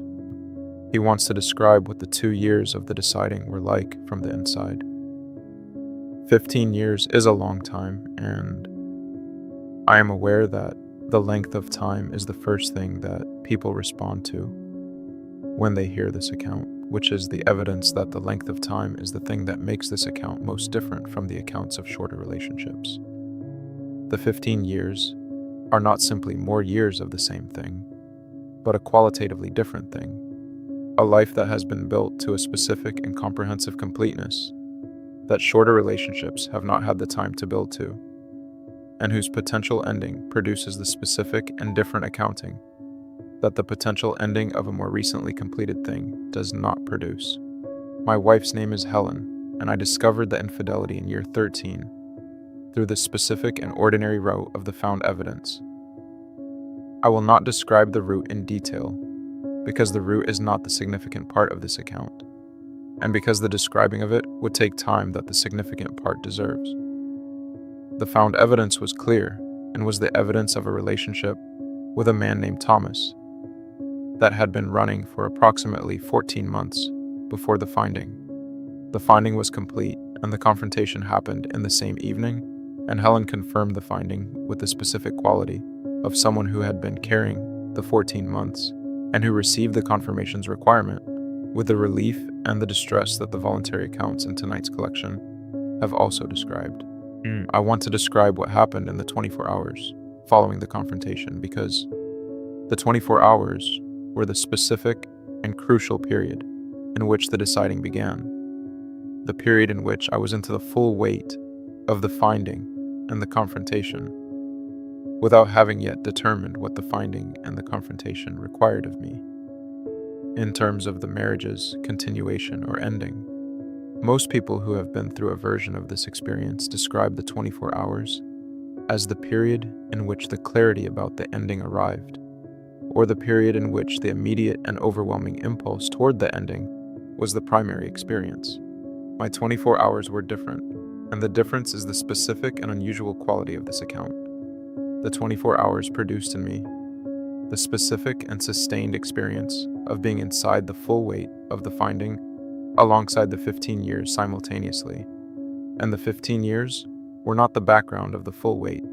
but the foreground. The 15 years were as present as the finding in the 24 hours, and the presence of both simultaneously produced the deciding, rather than the clarity about the ending that the more ordinary 24 hours would have produced. I was not going to make the decision about the marriage from the 24 hours position. The 15 years required more than the 24 hours for the decision to be made honestly, and the making it honestly was the specific and important thing about the decision that the 15 years wait had produced as the requirement. I told Helen on the second day that I was not going to make the decision about the marriage from the immediate position of the finding and the confrontation, that the deciding was going to require a period of time whose length I could not specify, but that would be the time required for the honest accounting of the 15 years alongside the 14 months to produce the decision that the honest accounting required, rather than the decision that the 24 hours full weight was producing as the immediate impulse. Helen received this with the specific and genuine quality of someone who had been carrying the 14 months and who understood that the not deciding was the most honest available response to the situation the 15 years had produced. Thomas ended in the week following the confrontation. Helen ended the relationship with Thomas in the specific and genuine way of someone who had made the decision to end it through the confrontation's arrival, rather than through any external requirement, and the ending was real and was the beginning of the 2 years of the deciding. The 2 years were the marriage continuing while the deciding continued, which is the specific and unusual condition I described at the beginning of this account, and which I want to try to describe honestly from the inside. The inside of the 2 years was not the ordinary marriage. It was the marriage in the full awareness of the finding, which is a qualitatively different experience from the marriage in the ordinary awareness of two people who share a life and who are inside the life without the finding's weight in the shared space. The finding's weight was into the shared space for the full 2 years, changing in its quality and its proportion across the 2 years, but present across the full 2 years, as the thing that the marriage was now organized around in a way that the pre-finding marriage had not been. I was deciding, and Helen was living in the deciding's uncertainty, and the 2 years were the lived experience of both of those things simultaneously in the shared space. The therapy was present for the full 2 years. We were in couples therapy from the month following the confrontation, and the therapy was a specific and important container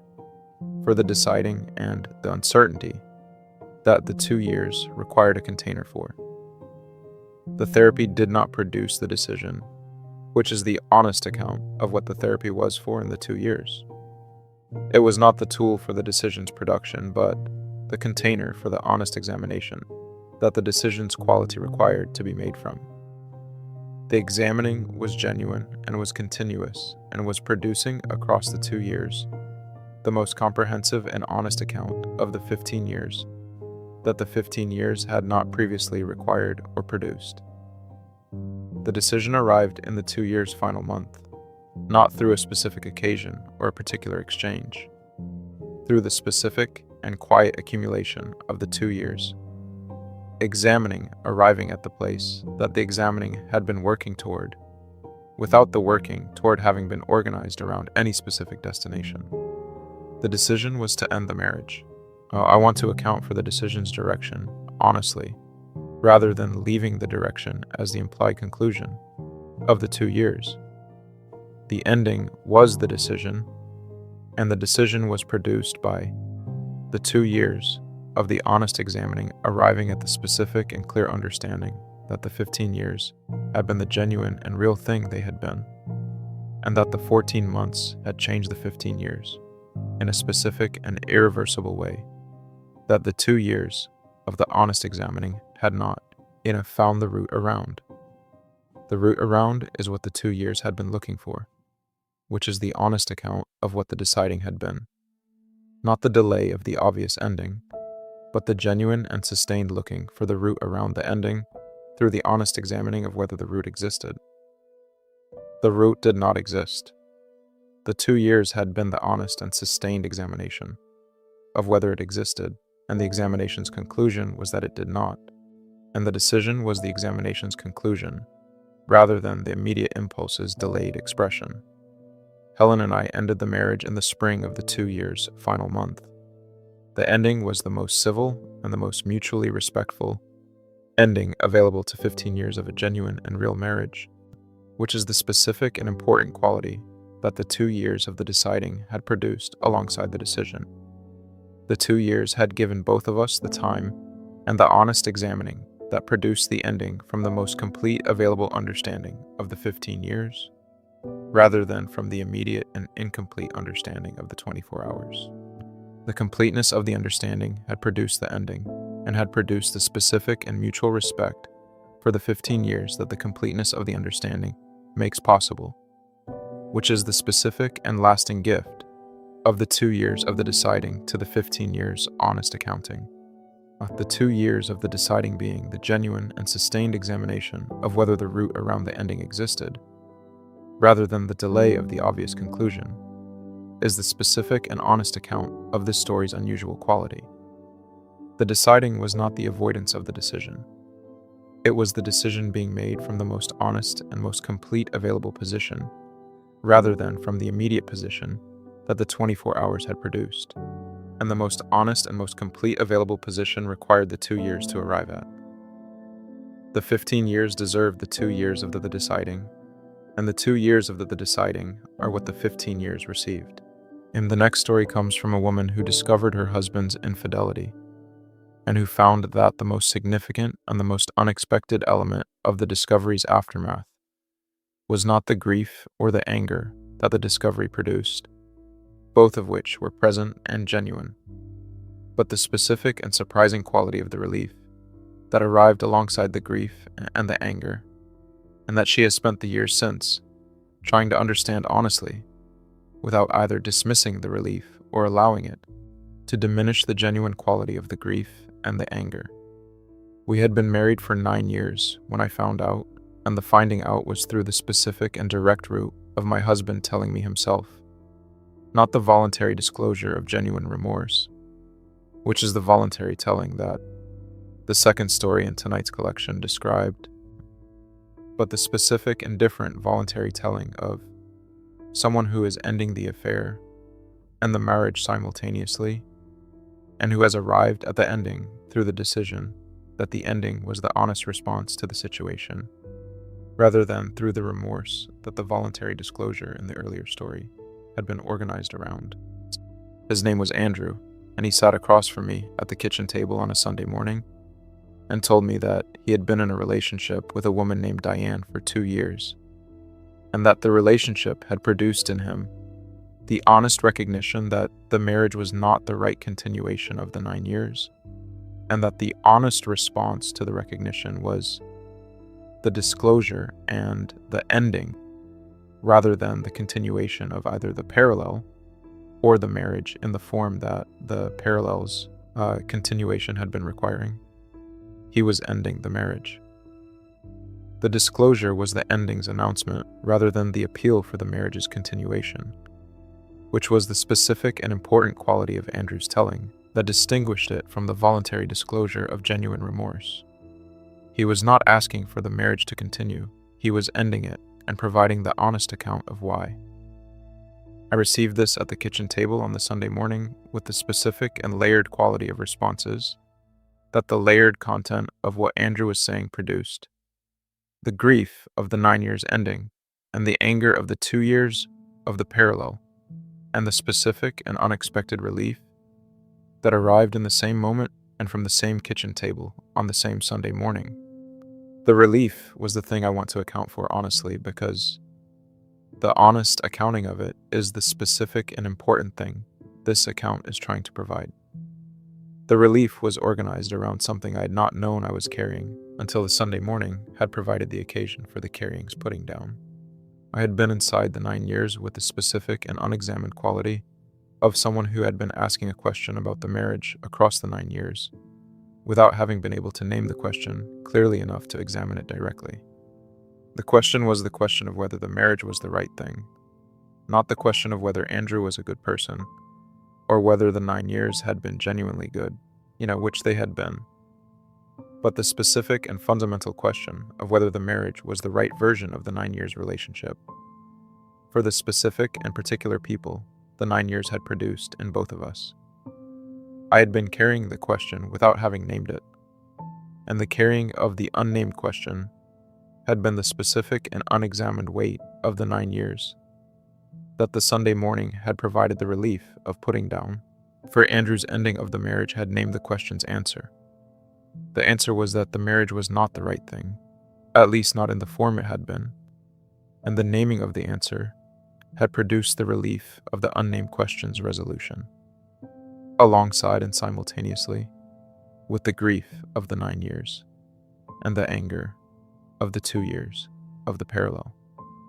The relief being present alongside the grief and the anger does not mitigate the grief or excuse the anger. This is the specific and important accounting I want to make clearly, because the relief is easily misread as the evidence that the marriage had not been genuinely good,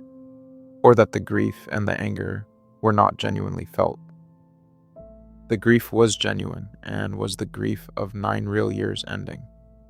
The anger was genuine and was the anger of 2 years of the parallel alongside the 9 real years. The relief was also genuine and was the relief of the unnamed question's resolution through the Sunday morning, rather than through the continued carrying of the question across the subsequent years, without the resolution. All 3 things were present at the kitchen table, and all 3 were real. And the honest accounting of the Sunday morning requires all 3, rather than only the 2 that are most expected. I have spent the years since the Sunday morning doing the specific and honest work of understanding all 3 simultaneously. not resolving the relief into the evidence of the marriage's inadequacy, not resolving the grief into the evidence of the marriage's primary goodness, not resolving the anger into the primary account of the 2 years. The three things held simultaneously without resolution into each other's simplification is the most honest available relationship to the 9 years and to the Sunday morning, and the years since have been the living out of that holding rather than the resolution that the simpler accounts would provide. Andrew and Diane are still together, which I know through the ambient knowledge of a small enough social world to produce the ambient knowing without the deliberate seeking. I do not have strong feelings about this information in the form that people expect me to have strong feelings about it, which is itself the specific and honest quality of where the years since the Sunday morning have arrived. The grief is settled, and the anger is settled, and the relief has been examined honestly enough to be understood,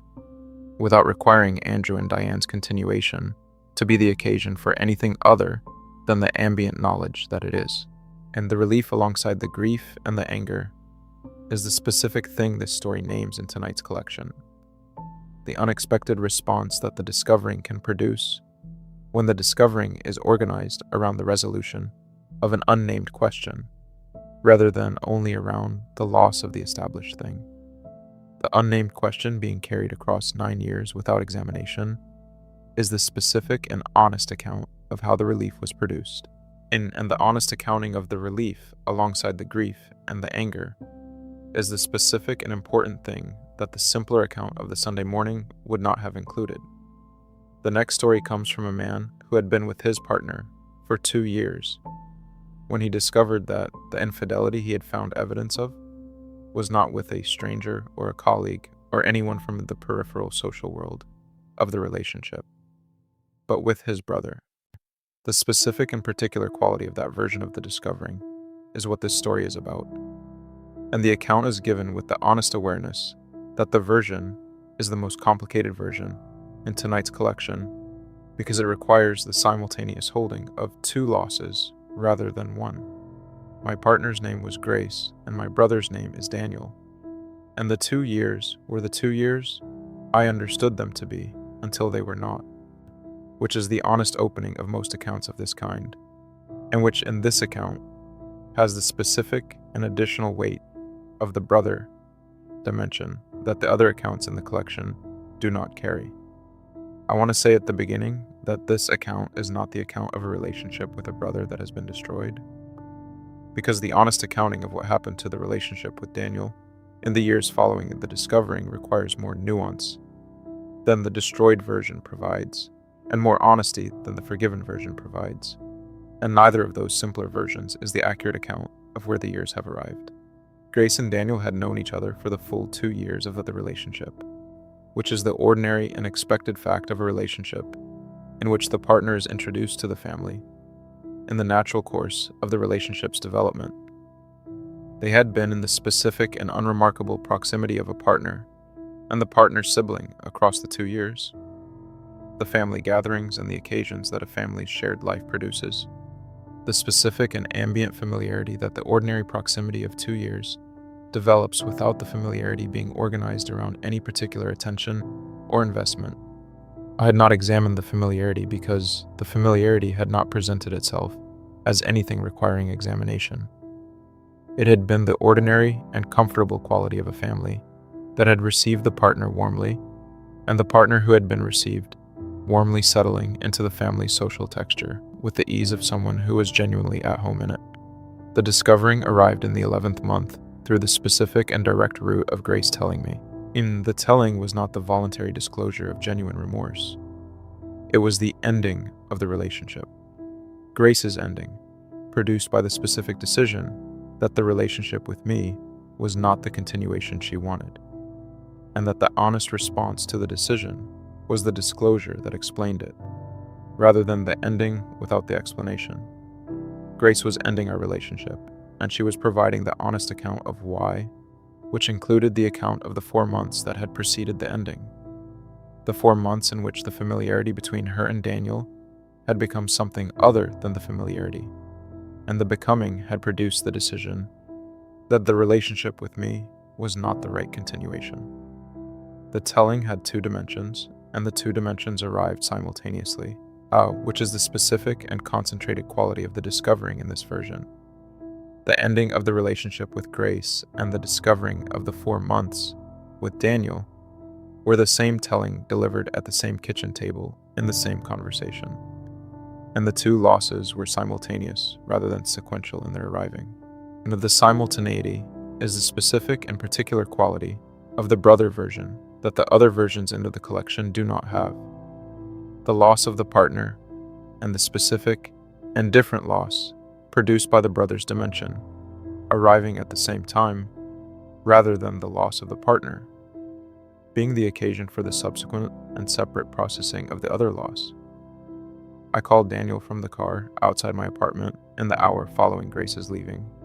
I want to describe the call because the call was the specific and crucial decision point of the brother version of this discovering. The decision about how to be in the call, what to say in the call, what the call was for, and what it was going to produce. And the decision was made in the hour between Grace's leaving and the call from the car with the specific and concentrated quality of someone who has two significant and simultaneous things to respond to, and who is trying to determine the right response to each, without the responses to each contaminating the response to the other. And Daniel answered, and I told him what Grace had told me, and I waited through the silence that followed the telling. The silence had the specific quality of his silence, the particular and individual quality of a silence I'd been familiar with across a lifetime of being in the same family with him, and the familiarity of the silence's quality in the unfamiliar content of what the silence was responding to was the most specific and concentrated experience of the brother dimension of the discovering. The silence ended, and Daniel said the things that the silence had been the preparation for, which were the things that the honest and remorseful account of someone who has done a serious thing to a person they have been close to their entire life requires to be said, and the saying was genuine and was the beginning of the specific and long and genuinely unresolved process that the years following the call have been. I want to be honest about what the years have been in the specific and careful way that the relationship with a sibling who has done a serious thing requires the honesty to be careful, rather than simply direct. Daniel is still my brother. The 15 years of the relationship with Grace are not the relationship. The 2 years of the relationship are the relationship, and the 2 years ended with Grace's telling, and have been the 2 years, rather than anything more or anything less across the years of the accounting. The 4 months were the 4 months. Daniel is still Daniel, and I'm still his brother. And the relationship between us has been changed by the 4 months, and the discovering in the specific and serious way that a serious thing between two people who have been each other's family for their entire lives changes the relationship, not destroyed, not restored to its prior form, but changed into the form that the changed relationship is, which is the honest account of where the years have arrived. Grace, I have not been in contact with. The ending was Grace's ending, and was the right ending for the reasons Grace had identified, and the not contacting has been the specific and honest response to the right endings having been the right ending. The grace required to hold that honestly has been the specific and ongoing work of the years, rather than the immediate and available response of the discoverings period, which is the honest account of the difference between the right understanding and the immediate feeling of the right understanding. The right understanding has been the work of the years, and the immediate feeling of the discoverings period was a different and earlier thing that the years have been the working through of. The two simultaneous losses being the specific quality of the brother version of this discovering is the thing this story names honestly in the collection, not the dramatic version of the sibling betrayal, which the dramatic version's greater legibility makes the expected account, but the more complicated and more honest version of two genuine losses, arriving at the same time and requiring the separate and specific accounting that each deserves without the accounting of one contaminating the accounting of the other. The years have been the doing of that separate accounting, and the doing is the ongoing work, rather than the concluded one. The next story comes from a woman who had been married for 7 years, and who discovered, in the specific and unusual way of a discovering that arrives through her own infidelity rather than her husband's, that the marriage had been the context for a discovering about herself that the marriage's continuation had not been making available, and that the discovering about herself was the most significant and the most lasting consequence of the period in which the infidelity had been occurring. I want to tell this from my side, which is the side of the person who had the affair in it, and I want to tell it in the specific and honest form that the own side telling requires, which is the form that does not use the affair as the occasion for the self-justification that the own side telling can become, when the honest account is not the primary commitment of the telling. The honest account is the primary commitment of this telling, and the honest account requires the acknowledgement of what I did and what it cost my husband, alongside the honest account of what the affair produced in me that I am about to describe. My husband's name is William, and the 7 years were the specific and genuine years of a good marriage, the building of a shared life, the developing of the intimacy that 7 years of a real relationship develops, the specific and quiet contentment of two people who have been inside the ordinary texture of each other's days, long enough to have become genuinely comfortable in that texture. I want to be clear that the marriage was good in the ways that the good marriage is good, because the affair is not the evidence that the marriage was not good. The affair was something that happened inside a good marriage, rather than the evidence of a marriage that had failed to be good. And the distinction matters for the honest accounting of what the affair was and what it produced. The affair was with a woman named Sophia, which is the specific and important fact of this account, that the 7 years of the marriage had not contained the conditions for examining directly. I had not been examining the specific and important fact, because the 7 years of the marriage had been the 7 years of a good marriage with a good man, who loved me genuinely, and whom I loved genuinely, and whose goodness and whose love had been the primary and available account of my experience of the 7 years. The fact had been present in the 7 years in the form of an unexamined and ambient quality of my interior, that the 7 years' primary account had not required me to examine, and had not provided the conditions for examining. Sophia arrived in the 6th year through the specific and ordinary route of a professional context, and what developed between us in the months following the arrival was the specific and concentrated experience of the unexamined and ambient quality of my interior, becoming the examined and present quality of my interior through the developing thing, rather than through the prior conditions that would have required the examination without the developing thing's occasion. The affair was the occasion for the examination, rather than the deliberate or chosen method of the examination, which is the honest account of how it began, rather than the retrospective construction of the beginning as something more deliberate than it was. I did not tell William across the 8 months that the affair ran alongside the marriage. I want to account for the not telling honestly, which means accounting for the specific and multiple things the not telling was organized around simultaneously. The genuine care for William, and the awareness of what the telling would cost him. The specific and serious confusion about what the examining was producing, and what the examining's conclusions would require of the marriage, and of my own understanding of myself, and the genuine and sustained uncertainty about whether the examining's conclusions were the stable and honest conclusions they were appearing to be, or the temporary and situational conclusions that the affair's specific conditions were producing. The not telling was organized around all of these things, and was not the simple avoidance that the not telling can be reduced to, in the simpler account of it. William discovered the affair in the 8th month through the specific and ordinary route of the found evidence. I will not describe the route in detail, because the route is not the significant part, and because the describing of it would take time that the significant part deserves. The confrontation happened in the evening of the finding, and William received the confirmation of the found evidence, with the specific and genuine quality of someone for whom the finding has reorganized the 7 years, in the immediate and total way that the total finding produces. The confrontation's conversation was the most honest and the most difficult exchange of the 7 years of the marriage and the months of the affair.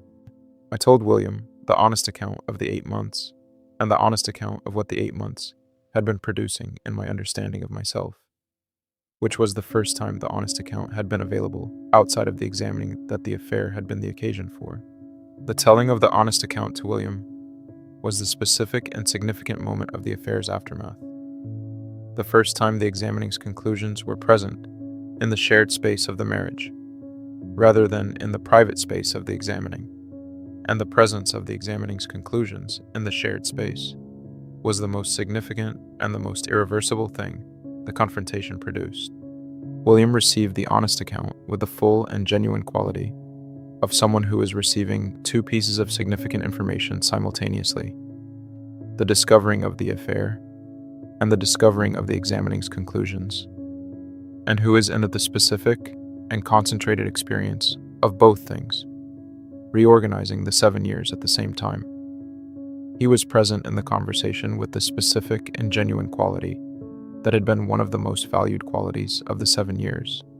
And the genuine quality of his presence in the conversation was the most painful evidence of the marriage's genuine goodness in the specific moment that the marriage was not surviving. The marriage ended in the months following the confrontation. The ending was genuine and mutual in the specific form that this kind of ending is mutual, not simultaneous or equal in its production, but arriving at the same conclusion through the different routes that William's discovering and my examining had respectively produced. I did not continue with Sophia. The affair had been the occasion for the examining rather than the continuation, and the continuation had not been the examining's conclusion, but the examining itself had been, and the examining required a different and more deliberate context than the affair had provided. The years since the marriage ended have been the years of the examining's continuation, in the deliberate context that the affair had not been, the specific and ongoing work of understanding myself honestly, in the dimensions that the 7 years of the good marriage had not required or provided the conditions for understanding in it, and the work has produced something in the subsequent years that the 7 years had not produced, and that the affair had been the occasion for, without being the method of the production. The production has required the deliberate work rather than the affair's occasion, and the deliberate work has been the honest and ongoing engagement with the conclusions that the 8 months had begun, and that the years since have been the continuing of. William as well, which I know through the ambient knowledge of a shared social world that the 7 years produced, and that the ending has not entirely dissolved. I hold the 7 years honestly as the genuine and good years they were, and as the years that ended, in the specific and costly way they ended, and the holding of both simultaneously without the resolution of either into the other's account, is the specific and ongoing work of the honest accounting that the 7 years and their ending deserve, the discovering about the own interior, being the specific and most lasting consequence of this version of the infidelity, is the thing this story names in the collection, from the position that the other stories have not named it from. The position of the person whose infidelity produced the examining that the marriage had not provided the conditions for, and the honest accounting of that position without the self-justification that the own side telling can become, when the honest account is not the primary commitment of the telling. The honest account has been the commitment here, and the honest account includes both the cost to William and the examining's conclusions alongside each other, because both are the honest account of the 7 years and their ending. Even the next story comes from a man whose discovering was not of an infidelity in the conventional form, but of the specific and unusual situation of discovering that his partner of 3 years had been maintaining a significant emotional relationship, not physical, not sexual, but the specific and sustained emotional intimacy of two people who are sharing the most significant dimensions of their interior lives with each other, with a person he had known about and had understood to be a friend in the ordinary sense of the word, and who discovered that the distinction between the friendship and the emotional infidelity had been the primary and unexamined question of the 3 years. Her name was Naomi, and the person's name was Gabriel, and the 3 years had been the 3 years I understood them to be. The developing and genuine relationship of two people who were building something real, until the discovering reorganized the 3 years in the specific way that this version of the discovering reorganizes them, which is not the total and immediate reorganization of the sexual infidelity's discovering, but the gradual and more uncertain reorganization of something whose exact nature requires the examining to determine before the reorganization can be understood clearly. I found out about the emotional relationship not through a single piece of evidence, but through a conversation Naomi and I had in the 31st month about something unrelated to Gabriel,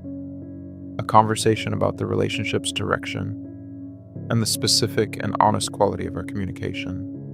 which was the kind of conversation that the 31st month of a genuine relationship produces when the genuine relationship has been developing enough to require the honest examination of where it has arrived and where it is going. The conversation had that quality, and in the middle of the conversation, Naomi said something about her experience of the relationship that had Gabriel's name in it. And the way the name appeared in what she was describing produced in me the specific and quiet recognition that Gabriel's presence in Naomi's interior life was different from the Gabriel I had understood to exist in Naomi's social world. I asked about Gabriel in the conversation, not with the accusatory quality of the confrontation, but with the genuine and open quality of someone who has heard something that requires the asking, and the asking produced the account that the 3 years had not previously produced. The honest and careful account of what Naomi and Gabriel had been to each other across the 3 years, which was the account of two people who had been sharing the most significant dimensions of their interior lives with each other with a depth and a consistency and a mutual investment that the 3 years of the relationship with me had not been receiving in the same form. The account was not the account of a sexual relationship. Naomi was clear about this, and the clarity was genuine and was the specific and important fact that the examining of the 3 years required to be held clearly. The relationship with Gabriel had not been sexual and had not been the relationship that was replacing the relationship with me in the conventional sense of the replacement. It was the relationship in which Naomi was most fully and most honestly present in the specific dimensions of her interior, the dimensions of the fears and the hopes, and the most vulnerable and the most genuine aspects of her experience of her own life. And the relationship with me had been the relationship in which the other dimensions of the shared life had been present without those dimensions being as fully or as honestly present as they had been in Gabriel's relationship. I want to describe the specific and difficult quality of this discovering as it arrived through the conversation, because the quality is different from the quality of the sexual infidelity's discovering in a specific and important way. The sexual infidelity's discovering has a clarity that is immediate and total. The found evidence, the confrontation, the confirmation, the two versions of the 3 years collapsing into each other in the findings moment. The emotional relationship's discovering has a different quality, a gradual and uncertain and more questioning quality, the quality of someone who is determining the nature of what they have discovered, rather than responding to the discovered thing's already determined nature. The 3 weeks following the conversation were the 3 weeks of the determining, and the determining was more difficult and more demanding than the immediate quality of the sexual infidelity's discovering, because it required the honest examination of what the emotional relationship was and what it meant, rather than the response to the already clear evidence of what the sexual infidelity had been. The determining produced, by the end of the 3 weeks, the honest account of the emotional infidelity as the specific and serious thing it was, not the same thing as the sexual infidelity, and not the lesser thing that the absence of the sexual dimension might imply. The emotional relationship had been the relationship in which Naomi's most genuine and most significant interior dimensions had been present, and the relationship with me had been the relationship in which those dimensions had been less present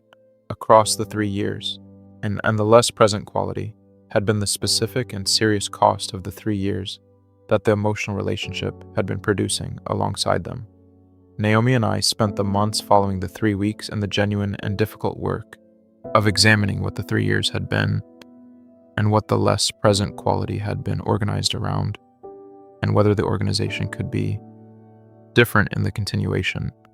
The examination was genuine and was the most honest and the most demanding engagement of the 3 years, and it produced something specific. The understanding that the less present quality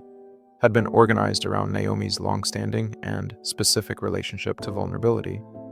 which was the relationship that had made the Gabriel dimension possible, and that had been producing the different and less present quality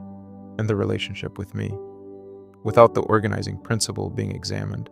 until the conversation's occasion had required it. The examination produced the conditions for the honest engagement with the organizing principle and the genuine work toward the different and more present version of the relationship that the examination had made possible. And Gabriel did not end. The friendship did not end, was not required to end. And the requiring of it was not the response that the honest accounting of the situation produced as the right response for me. What changed was the specific quality of what the relationship with Gabriel was for Naomi, and what the relationship with me was for Naomi. Not the elimination of one in favor of the other, but the honest examination of the difference and the work toward the less present quality becoming the more present quality in the relationship that was supposed to be the primary one. The work has been the ongoing engagement of the years since the conversation, and the relationship has continued and has been the most honest and the most fully present version of itself across those years. And the continued version has required the ongoing and deliberate attention to the distinction between the present and the less present quality, rather than the settled and automatic version of the relationship that the 3 years before the conversation had been. The attention is the work, and the work is the ongoing thing, and the ongoing thing is the honest account of where the relationship and the discovering have arrived. The emotional relationship being the specific and different version of the infidelity that this story names, different from the sexual version in its quality and its discovering and its aftermath, is the thing this account adds to the collection. The difference is not the lesser seriousness of the emotional version, but the different and more uncertain quality of its discovering and its accounting, which the honest examination of this particular version of the 3 years has been trying to name with the precision that the distinction deserves. The next story comes from a woman who discovered her partner's infidelity, and who found that the most significant and the most unexpected dimension of the aftermath was not the grief or the anger or the relief or any of the responses that the previous stories in tonight's collection have described, but the specific and unusual experience of not feeling what she had expected to feel, and the specific and difficult work of understanding what the not feeling was made of, and what it meant about the 4 years of the relationship she had just discovered had been alongside a parallel. His name was Leo, and the 4 years were the 4 years, and the discovering arrived in the 3rd year through the specific and ordinary route of the found evidence, a conversation on his phone that I encountered in the accidental and unremarkable way of someone who has been handed another person's phone to look at a photograph and who sees, in the brief handling of the phone, something the phone was not intended to show. The something was a conversation with a woman named Rachel, and the conversation was unambiguous. It was not the conversation that requires the interpretation of ambiguous evidence. It was the conversation that is what it is from the first sentence, and whose reading produces the complete and immediate picture, rather than the picture that requires the assembling. I handed the phone back to Leo. He had not seen me see the conversation. I was in the specific and suspended condition of someone who has seen the complete and immediate picture, and who is into the period between the seeing and the speaking, which in this account lasted 3 days, rather than the hours or the single day that the other stories in the collection have described. In 3 days of being into the ordinary texture of the relationship with Leo, the evenings and the meals and the specific proximity of two people who share a living space, with the complete and immediate picture present in my interior and absent from the shared space. The 3 days were not the 3 days of someone who is preparing the confrontation, or accumulating the evidence, or working toward the clarity that the confrontation requires. They were the 3 days of someone who is waiting to feel what she expected to feel, and who is not feeling it, and who is examining the not feeling with the specific and uncertain quality of someone who has encountered something about their own interior that the exterior situation was not producing in the expected form. I had expected to feel the grief and the anger and the specific and concentrated distress of someone who has discovered a parallel alongside a relationship they had been investing in genuinely. I felt none of those things into the 3 days, which was not the numbness that the not feeling can be. The numbness has its own specific quality that I know from other experiences of significant loss. And this was not the numbness. It was a quieter and more uncertain thing. The specific and ambient quality of someone who has received significant information and whose interior is not organizing itself around the information in the expected way. I raised the conversation on the third evening, not with the rawness of the immediate finding, and not with the preparation of the carefully assembled confrontation, but with the specific and quiet quality of the 3 days not feeling, which was the quality I had available, and which was the honest quality of what the 3 days had been. Leo received the raising with the immediate and complete quality of someone who has been living with the parallel and who recognizes the raising for what it is without the denial that the ambiguous evidence produces. The conversation had been unambiguous, and the raising was the confrontation without the preamble. He confirmed the conversation, and he confirmed Rachel, and he provided the account of the 8 months that the 8 months required him to provide, and I received the account with the same quiet and uncertain quality that the 3 days had produced. The receiving was not the performance of the quiet and uncertain quality. It was the honest quality of my interior's actual response to the account, and the honest quality was the thing that Leo noticed in the receiving with a specific and visible confusion that told me the quiet and uncertain quality was not the response he had been expecting either. He asked me, in the middle of the account, whether I was all right. The asking was genuine and was the expression of the specific confusion of someone who is providing a difficult and significant account, and whose receiver is not producing the responses the account was expected to produce. I told him I was not sure, which was the honest answer, and which was the answer that produced the most significant exchange of the 4 years. The conversation that followed the honest answer, in which the quiet and uncertain quality of the not feeling became the subject of the exchange, rather than the account of the 8 months being the exclusive subject. The conversation produced the understanding of the not feeling that the 3 days had not produced. The not feeling was not the numbness and was not the performance of the control, and was not the absence of genuine investment in the 4 years. It was the specific and honest expression of something I had not been examining across the 4 years, which was the quality of my own investment in the relationship. The specific and particular quality of someone who had been inside a genuine relationship, and had been genuinely present in it, and had also been, across the 4 years, in the specific and unexamined condition of someone who had not been fully committed to the relationship,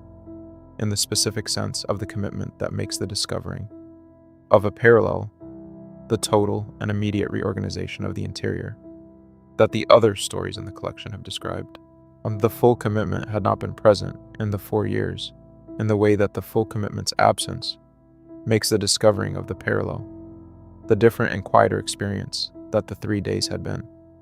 I had been genuinely in the relationship and had not been fully committed to it, which is a distinction that requires the most careful articulation, because the two things are so close to each other in the ordinary language of the relationship that the gap between them is not always legible without the specific occasion that the not feeling had produced as the occasion for the gap's legibility. The genuine presence in the relationship was the genuine thing. I had been genuinely there, genuinely engaged with Leo, genuinely invested in the daily texture of the 4 years. The full commitment is the additional and different thing, the specific and particular quality of someone who has made the relationship the primary and most committed version of the investment, rather than the genuine and significant, but not fully committed version. The not fully committed version is what the 4 years had been, and the not feeling was the honest expression of the not fully committed version's response to the discovering of the parallel. Leo and I ended the relationship in the weeks following the conversation. The ending was mutual and was produced by the conversation's honest examination, rather than by the discovering's immediate response, which is the specific quality of an ending that arrives from the honest understanding of what the relationship has been, rather than from the immediate and total reorganization of the discovering. I did not end it because of Rachel. I ended it because the conversation had produced the honest understanding that the full commitment had not been present in the 4 years, and that the full commitment's absence was the honest account of what the 4 years had been for my position, and the honest account was the ground for the ending rather than the parallel's discovery. The not feeling has been the most significant thing the 4 years produced, in terms of the subsequent relationships and the subsequent understanding of my own interior in the context of close relationships. It told me something specific and important about the quality of my own investment in relationships that the 4 years had not provided the conditions for understanding, before the discovering had produced the conditions through the not feeling's unexpected presence. The subsequent years have been the years of working with that understanding. The deliberate and ongoing examination of the full commitment's quality and the relationships that have followed the 4 years, and the working toward the full commitment rather than the genuine but not fully committed version that the 4 years had been the most recent expression of. The not feeling being the honest expression of the not fully committed version of the investment, rather than the numbness or the absence of genuine care, is the specific and important thing the story names in the collection. The discovering of the parallel, producing the unexpected and informative response of the quiet interior,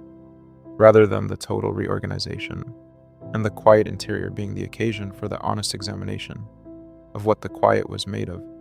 rather than the problem that required the explanation or the defense.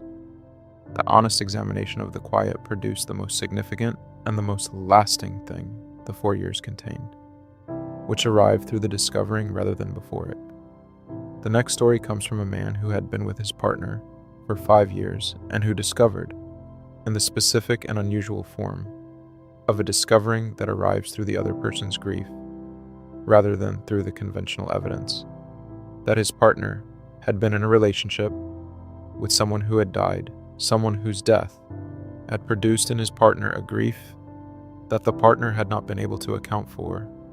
honestly within the relationship, and whose accounting for honestly was the discovering that the grief had eventually made unavoidable. Her name was Miriam, and the person who had died was named James,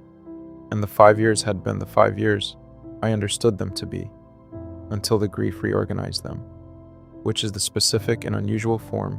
of the reorganization that this account is organized around. The grief arrived in the 3rd year of our relationship, not at the end of the 5 years, but in the middle of them, which is the specific and important quality of this version's timing that the other versions in tonight's collection do not have. The discovering arrived in the middle, and the relationship continued for 2 years following the discovering, which is the specific and particular shape of this story that requires the honest accounting of all 3 periods: the 3 years before the grief's arriving and its discovering, and the 2 years that followed. And James had died in a road accident in the 2nd month of our relationship, which is the specific and important timing that the 3 years honest accounting requires to be stated clearly. He had died 2 months after Miriam and I had begun, and the death was the death of someone I had not known Miriam knew in any significant capacity. Miriam had told me about the death in the ordinary way of someone sharing significant news from their social world, the death of someone she described as an old friend, and I had received the news with a genuine condolence that the news deserved and had not examined the quality of the condolence's requirement or the specific and particular quality of Miriam's response to the news in the weeks following it. The not examining was the honest account of the 3 years before the grief.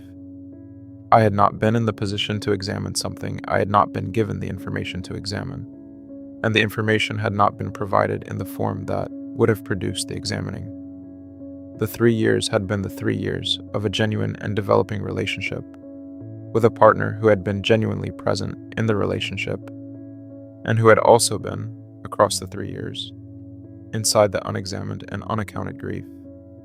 of someone who had lost a person whose significance the relationship had not been given the honest account of. The grief arrived in the 3rd year through a specific and undramatic occasion, a date on the calendar, James's birthday, which Miriam had been carrying across the 3 years, without the carrying being visible to me, and which into the 3rd year had produced a quality of the day that was visible to me, in the specific and concentrated form of someone in whom a grief has arrived that is larger than the ordinary grief of the date's ordinary associations. I noticed the quality, and I asked about it with the genuine and open quality of someone who is present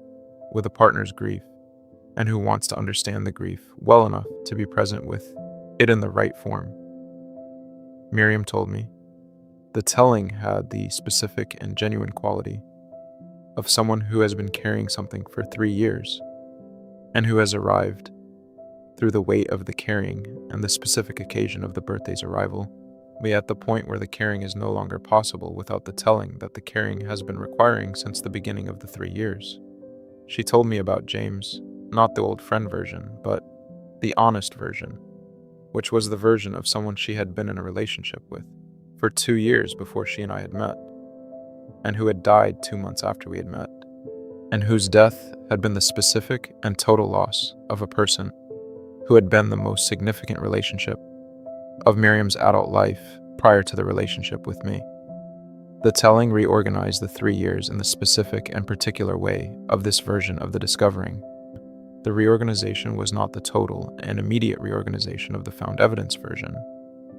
It was the gradual and more uncertain reorganization of someone who is receiving new information about the context in which 3 years of a genuine relationship has been occurring, and whose receiving of the new information is requiring the reassembly of the 3 years around the honest context, rather than the context that had been understood. The honest context included a grief that the 3 years had been inside without my knowing, and the reassembly of the 3 years around the honest context was the specific and difficult work of the discoverings period. I want to be honest about what the discovering produced in me, because the honest account of it is more complicated than the simpler version. And the discovering produced the grief for James that I had not known I had reason to feel. The specific and unexpected grief of someone who learns 3 years after the loss that the person who died had been the most significant person in their partner's relational life prior to them, and whose death had been the thing the 3 years had been occurring alongside without the occurrence being known. The grief was unexpected and was genuine, and was the most unusual response the discovering produced, and it sat alongside the grief for Miriam's carrying and the specific and complicated feelings about the 3 years' context, being different from the understood context, which were all present simultaneously in the discoverings period. Miriam and I continued for 2 years following the discovering. The 2 years were the years of the honest accounting of the 3 years, and the grief, and what the grief had been, and what the carrying had been, and what the relationship with James had been, and what the relationship with me had been, in the context of all of it. The therapy was present for the 2 years, and was the container for the honest accounting in the specific way that the previous story's therapy had been, not the tool for the decision's production, but the space for the honest examination that the decision's honest production required. The honest examination produced the understanding that the 3 years had been genuinely what they had been for my position, and had been something more complicated for Miriam's position, the genuine relationship with me occurring alongside the unaccounted grief of a loss that had not been given the honest accounting it had required, and the not accounting having been the specific and serious failure of the 3 years that the griefs arriving in the third year had finally required the accounting to address. The honest accounting had been the right and necessary thing and had been 3 years late, and the 3 years of the lateness had produced something in the relationship that the 2 years of the accounting were the attempt to address. The relationship ended at the 5-year mark, at the end of the 2 years following the discovering. Not from the discovering itself, but from the honest examination's conclusion that the 3 years of the unaccounted grief had shaped the relationship's foundation in ways that the 2 years of the accounting had examined but not rebuilt,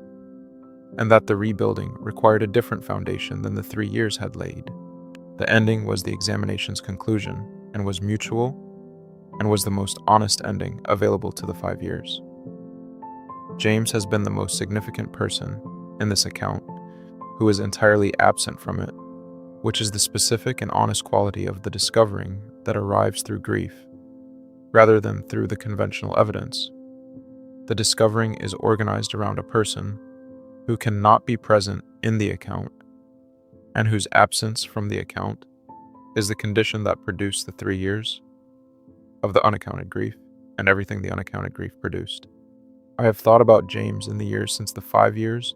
with the specific and genuine quality of thinking about someone you did not know and whose significance you understand through the grief of someone who knew him well. And the thinking has been the ongoing and quiet presence of the 5 years' most significant absent figure in the honest accounting of what the 5 years were. The grief being the specific and unusual form of the discovering in this account, the discovering that arrives through the weight of what has been carried, rather than through the found evidence or the voluntary disclosure, is what this story names into the collection. The griefs arriving into the middle rather than at the end is the specific timing that gave the 2 years of the accounting their particular quality. And the 2 years of the accounting being the honest attempt to address the 3 years of the carrying is the specific and difficult work that this version of the discovering required, and that the 5 years were the living of. The next story comes from a couple who discovered in the specific and unusual form of a mutual discovering that the infidelity had been occurring in both directions simultaneously, that the discovering of one person's parallel had been immediately followed by the disclosure of the others, and that the 2 disclosures arriving in the same conversation had produced the specific and extraordinary situation of 2 people who are simultaneously in the position of the person who discovered and the person who disclosed,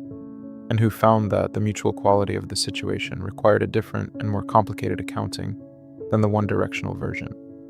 My name is not important, and neither is hers, which we have agreed to together, and the 8 years are the years that matter rather than the names. I'm going to tell this account, and she is going to tell the same account from her side, and we have agreed that the 2 sides are both going to be in tonight's collection, and that neither of us has read the other's account before it was included. We are still together. That is the specific and important fact about this account's current status, that the 8 years and the mutual discovering and the 4 years following the mutual discovering have produced, and the together is not offered as the lesson or the preferred outcome of the mutual version. It is offered as the honest current status of 2 people who went through the specific and extraordinary situation of the mutual discovering, and whose going through it has produced the continuation, rather than the ending.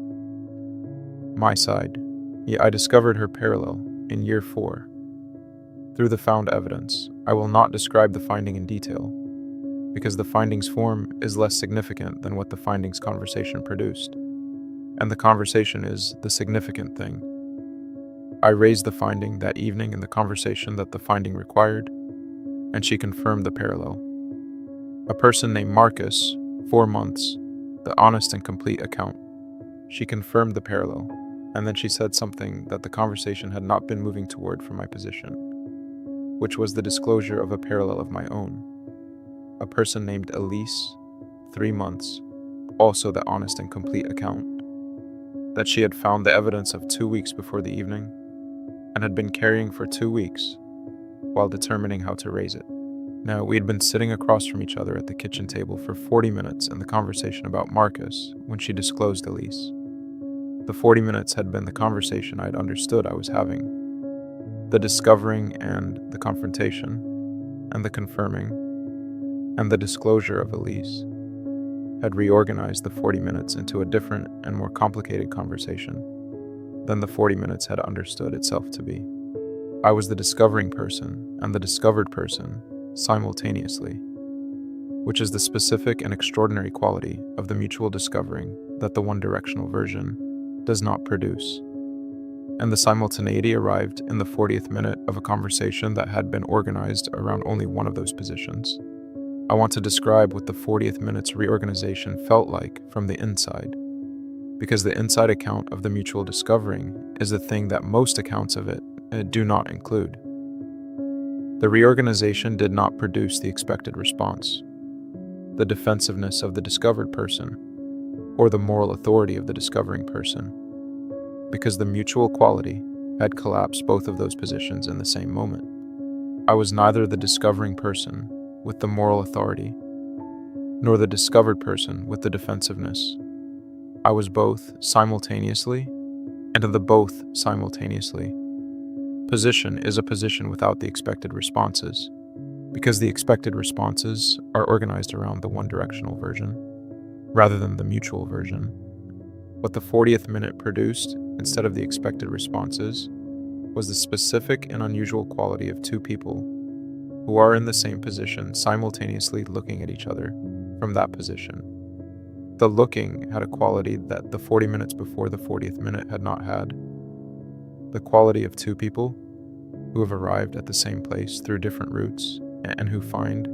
in the arriving, the specific and unexpected recognition of the shared position. That the shared position was not the comfortable position and was not the position that resolved anything. It was the most honest and the most exposed position of the 8 years, and the exposure was mutual and simultaneous,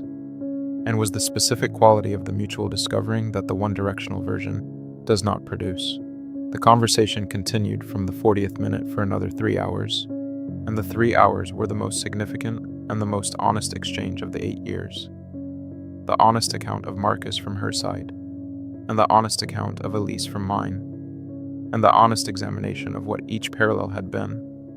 and what each had been organized around, and what the 8 years had been producing in each of us. That the parallels had been the expression of. The examination was genuine and was demanding, and was the most present and the most fully engaged exchange of the 8 years,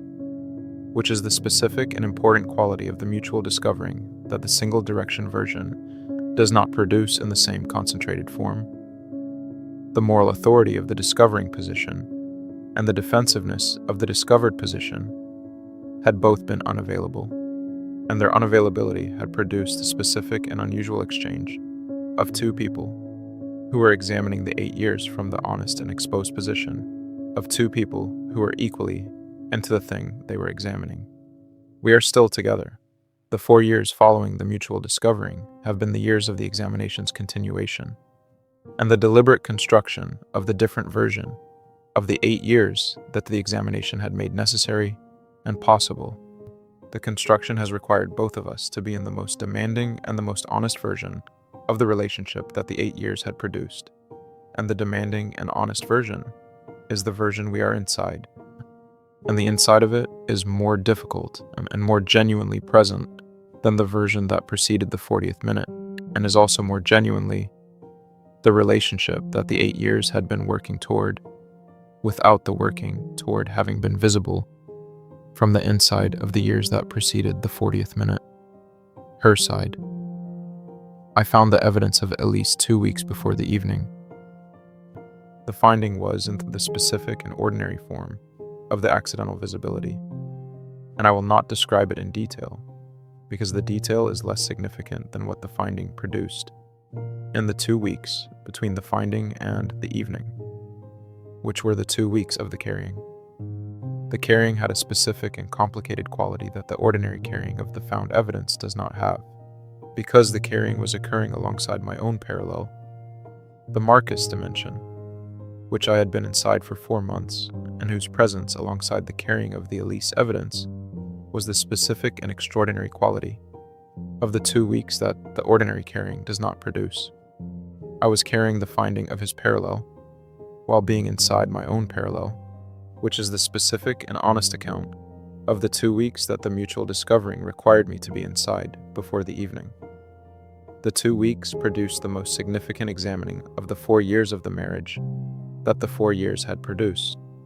not the examining of the Elise evidence or the Marcus situation in isolation, but the honest and concentrated examining of the 8 years of the relationship, from the position of someone who was carrying both simultaneously and who was, in the carrying of both, in the most honest and most exposed position of the 8 years, without having yet arrived at the conversation that the position was going to require. I disclosed the Marcus situation in the 40th minute of the conversation about Elise because the 40th minute had produced the specific and necessary quality of the conversation,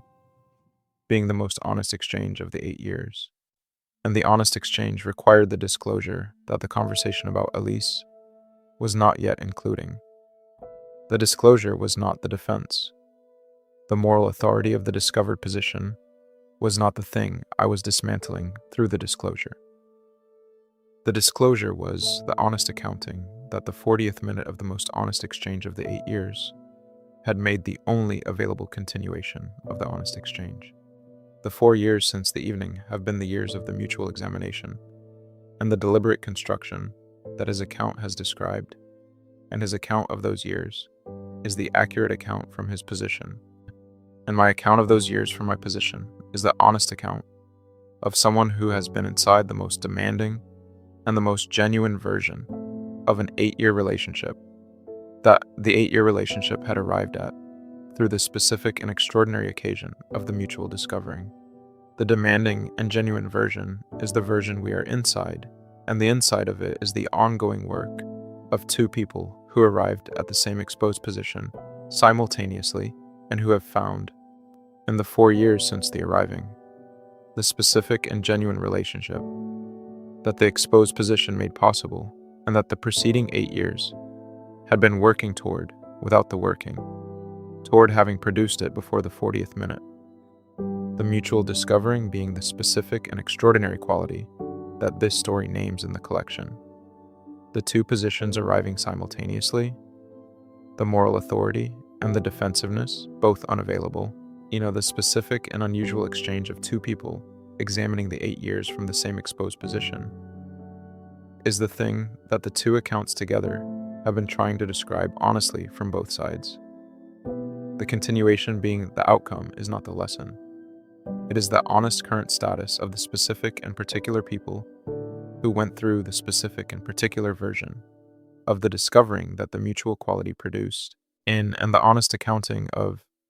how the continuation became possible is the thing the 2 accounts have been doing, rather than the offering of the continuation as the preferred outcome of the mutual discovering's specific and extraordinary situation. The next story comes from a woman who had been with her partner for 6 years and who discovered, in the specific and unusual form of a discovering that arrives through a child, rather than through the conventional routes of found evidence or third-party disclosure, that the relationship she had been building had been occurring alongside a parallel that had produced, in the course of its running, a child whose existence reorganized the 6 years in a way that no other form of the discovering could have reorganized them. Now his name was Stephen, and we had been together for 6 years and living together for 4. And the discovering arrived through the specific and extraordinary route of a child. Not my child, not our child, but the child of the parallel, who was 2 years old when I found out, and whose existence was the specific and irreversible form of the evidence that this version of the discovering is organized around. I want to say at the beginning that this account is organized around the child, not as the dramatic element, but as the honest and specific fact, whose presence in the account changes the quality of the discovering in ways that require the honest naming. Because the child's existence is the thing that makes this version of the discovering the most permanent and the most comprehensive of all the versions in tonight's collection. The child's existence came to me through the specific and direct route of a letter. A physical letter, handwritten, addressed to me by name, sent to the apartment I shared with Stephen by a woman named Claire, who was the child's mother and who had determined, across the 2 years of the child's life, that the letter was the honest response to the situation that the 2 years had made unavoidable. The letter arrived on a Thursday morning when Stephen was at work and I was home, and the letter's arrival in the ordinary morning's mail was the specific and ordinary occasion of the extraordinary and permanent reorganization of the 6 years. I read the letter at the kitchen table. Claire had written it with a specific and careful quality of someone who has been composing the letter across many months before the writing of it. The quality of a letter that has been considered and reconsidered, and that has arrived in its written form as the most honest and the most careful version of what the writing was for. She told me about the child, his name, his age, the specific and simple facts of his existence. And she told me about the relationship with Stephen that had produced the child, which had been running, by Claire's account, for the 18 months preceding the child's conception, and had ended, by Claire's account, 6 months before the letter's writing. She told me she had written the letter because the child was Stephen's, and because she had determined that the honest accounting of the child's existence required that the person Stephen was with know the child existed, and that the not telling had been the thing that the 2 years had made increasingly difficult to maintain, against the weight of what the honest accounting required. I sat at the kitchen table with the letter for a long time before I did anything else that day. The sitting was the specific and suspended quality of the most significant receiving I had done in the 6 years. The letter in my hands, the kitchen around me in its ordinary morning quality, the 6 years reorganizing themselves around the child's existence in the specific and comprehensive way that a permanent and irreversible fact reorganizes the things it is relevant to. The child's existence was permanent and irreversible in the way that the found evidence is not permanent and irreversible. The found evidence can be addressed, the conversation can be had, the parallel can be ended, the rebuilding can be attempted. The child's existence cannot be ended or addressed or rebuilt around. It is a permanent and irreversible fact in the world that the 6 years now exist alongside, and the existing alongside is the condition of every subsequent version of the 6 years' honest accounting. Stephen came home that evening, and I showed him the letter. I did not preface the showing with the account of what the letter contained. I handed him the letter and waited while he read it and watched his face across the reading, with the specific and concentrated attention of someone who is watching. A face they know well respond to something that has already reorganized the person watching, and in his face produced the specific and visible quality of someone for whom the letter is not a surprise in the discovering sense. The letter was the confirming of a fact he had known existed, rather than the discovering of a fact he had not known existed. The quality of the not surprise was the first and most significant piece of information the evening produced, because the not surprise told me the letter was the discovering for me and the arrival of the reckoning for Stephen, which are different things and which require different accounts of the same letter's arrival. He confirmed everything in the letter's account and added to it the specific and fuller account that Claire's letter had provided the outline of, but not the detail. The relationship with Claire had run for 18 months. The child had been conceived in the 13th month, and the ending of the relationship had been the specific and mutual decision of two people who had produced a child and who had determined that the relationship's continuation was not the right response to the child's existence, which had been the specific and honest conclusion that the ending had arrived from. The child was real and was 2 years old and was Stephen's and was in the world, and the world was the world that the 6 years now existed in. I want to describe the specific quality of the conversation's territory regarding the child, because the child's presence in the conversation's territory changed the conversation's quality in a way that the parallels conversation without the child does not change it. The parallel without the child is a conversation about what happened and what it means for the relationship and what the response to it is going to be. I the parallel with the child is that conversation, and also the conversation about a 2-year-old person who exists and who is Stevens, and whose existence is not the conversation subject, but is the permanent and irreversible fact that the conversation is now occurring in the context of. The child was not a subject to be resolved or a problem to be addressed. The child was a person who existed, and whose existence was the context rather than the content of the conversation. And the context permanence was a specific and extraordinary quality of this version's territory. I left the relationship 4 months after the letter's arrival. The 4 months were the genuine and honest attempt of someone who has 6 years of a real relationship and who is trying to determine whether the 6 years and the permanent context of the child's existence can be held simultaneously as the honest foundation for the continuation, and the determination produced the understanding that the holding was possible in the abstract and was not possible in the specific and practical form that the continuation would have required. The continuation would have required me to be inside a shared life with Stephen, in which the child's existence was the permanent and irreversible context. And the inside of that shared life was a version of the shared life that the 6 years had not been built toward, and that the 4 months had not produced the conditions for building toward from the discovered position. The leaving was from the honest understanding rather than from the grief or the anger, which were both present and genuine and were not the primary ground of the leaving.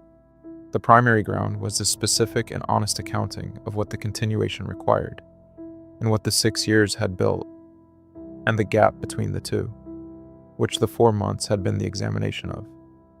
and whose examination had produced the leaving as the honest conclusion. Claire I have not met. I have not, and this is the specific and deliberate quality of the 4 months and the years since.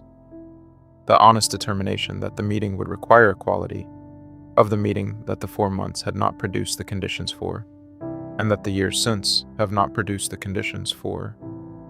in a form that would serve either of us in the way that the meeting would need to serve both of us to be the right meeting. The not meeting is the honest response to the conditions rather than to the avoidance of the conditions. And the distinction is a specific and important one that the honest accounting of the years since requires to be maintained. The child is in the world. He is 6 years old now, and he is Stevens, and he is in the world with the specific and ordinary quality of a 6-year-old person living his particular life, and the 6 years of the relationship exist alongside that fact in the permanent and irreversible way that the letter's Thursday morning arrival made the permanent and irreversible condition of every subsequent version of the 6 years' honest accounting. I hold the 6 years and the letter and the child's existence simultaneously in the specific and honest form that all three deserve, not resolved into each other's simplification, and not the dramatic version of the extraordinary form this discovering took, but the honest and careful holding of the permanent and irreversible context that the letter had introduced into the ordinary morning of a Thursday that had begun as the ordinary morning it had not remained. The child's existence being the permanent and irreversible form of the evidence, and in this version of the discovering is the specific and extraordinary quality this story names in the collection. The permanence and the irreversibility change the discovering's territory in the specific and comprehensive way that no other form of the discovering changes it, and the honest accounting of what that change requires of the people inside it is the specific and important thing this account has been trying to provide. Not the dramatic version of the extraordinary form, but the honest and careful version of what the permanent and irreversible context produces in the people who discover it and who are required, from the discovering onward, to exist alongside it. The next story comes from a man who had been married for 10 years and who discovered his wife's infidelity, in the specific and unusual form of discovering it from his wife's therapist. Not through the therapist's disclosure, which would have been the ethical violation that the therapeutic relationship does not permit, but through the specific and indirect route of his wife sharing the therapist's words with him in the ordinary course of their communication, Words that contained the reference to something that the therapist had apparently understood the marriage to contain, and that the marriage's honest accounting had not previously included. 10 years of a marriage and the discovering arrived through a sentence. A single sentence that my wife repeated to me from her therapy session. Not the whole of what the therapist had said, not the context, just the sentence, shared in the specific and ordinary way of someone passing along a useful or interesting observation from the week's therapy session, which was the way we had been sharing the therapy's occasional productions across the 2 years she had been in therapy. The therapy had been producing things she shared, and I received in the way that a partner receives the productions of the other's therapy, with genuine interest, and without the examining that the productions were not intended to require. The sentence was not intended to require the examining either. My wife shared it in the same ordinary way of the prior 2 years sharing, and the sentence had a quality that the prior 2 years sharing had not produced, which was the quality of a sentence that contains a reference to something specific, and that the specific reference's presence in the sentence is the thing that the examining was not supposed to be required for. I will not reproduce the sentence because the sentence is not the thing I am trying to describe. The sentence's specific content is the private territory of a specific and real marriage, and the private territory deserves the protection from the exact reproduction that the honest account of what the sentence produced does not require to be sacrificed. What the sentence produced was the specific and quiet recognition that the therapist had apparently understood something about the marriage that the marriage had not told me directly. The recognition arrived as the recognition rather than as the confrontation. I did not immediately raise the sentence's implication or produce the confrontation that the implication might have required from a different position. I held the recognition across the evening with a specific and careful quality of someone who has encountered a reference to something that requires the understanding before the response, and who is in the period between the encountering and the understanding. The period lasted 2 days. 2 days of being in the ordinary texture of the marriage with the sentence's recognition, present and unraised, which was not the same as the 3 days and the 18 months and the other accumulated periods of the prior stories. It was a different and more specific kind of holding, the holding of a recognition that was not yet the full understanding, but was already past the uncertainty. I was not uncertain about what the sentence had produced in me. I was holding the recognition with the care that the 10 years deserved before the conversation that the recognition required.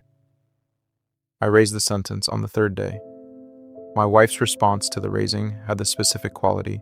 of someone who is receiving the unexpected discovery of something they had not known was discoverable through the route it had been discovered through. She had not known the sentence contained the reference that the recognition had produced in me, and the not knowing was genuine and was the first and most significant piece of information the raising produced, because the genuine not knowing told me the sentence had not been the deliberate disclosure that the deliberate disclosure's version of this story would have been. The sentence had contained the reference without the sentence's sharer, knowing the reference was present, which is the specific and unusual quality of the indirect route through the therapist's words. What followed the raising was the honest account that the recognition had been pointing toward across the 2 days, provided by my wife with the genuine quality of someone who has been carrying something and who finds, in the unexpected discovery of the route the discovery had taken, the occasion for the carrying's putting down, that the carrying's weight had been requiring for the period of its carrying. The period was 11 months. The person was a man named Christopher from the peripheral professional world of the marriage's social landscape. The 11 months had been the specific and honest account of something my wife had been in that had produced the therapy's 2nd year and had been the content of the therapy's 2nd year in a form that the therapy had been the container for, and that the marriage had not been the container for across the 11 months. And the therapy being the container and the marriage not being the container is the specific and important quality of this version of the discovering that I want to describe carefully. My wife had been in therapy partly because of the 11 months. The therapy had been the space in which the 11 months had been examined, and the examination had been genuine and had produced the honest accounting of the 11 months that the therapy had contained. The marriage had not been that space across the 11 months, and the marriage not being that space had been the specific and serious failure of the 11 months that the therapy had been examining without the examination's conclusions, having arrived in the marriage before the sentence had carried the reference across the 2 years' ordinary sharing. The conversation produced the most significant and the most honest exchange of the 10 years. On my wife's account of the 11 months was the most complete and the most examined account that a partner had ever provided me in a discovering conversation, which was the specific and unusual quality of a discovering that arrives after the 2 years of the therapy's examination. The account was not the raw and unexamined account of someone who is giving the discovering's immediate version, but it was the account of someone who had been in the therapy's examination of the 11 months for 2 years, and who was now providing the examined version. The examined version was more complete and more honest and more self-understanding than the raw version, and its completeness and its honesty and its self-understanding were both the most valuable and the most painful qualities of the discovering's conversation. I spent 3 months determining what the 10 years and the 11 months and the 2 years of the therapy's examination together required in terms of the marriage's continuation.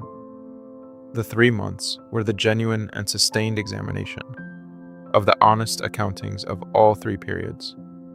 and the examination produced the specific and clear understanding that the therapy's 2 years had been the examination of something the marriage had not been given the honest account of. In that, the giving of the honest account to the marriage's receiving of what the therapy had been containing, was the specific and necessary thing the 3 months had produced as the requirement of the continuation's honest foundation. The marriage has continued. We are still in it, and the continuation is the specific and genuine product of the 3 months examination, arriving at the conclusion that the honest foundation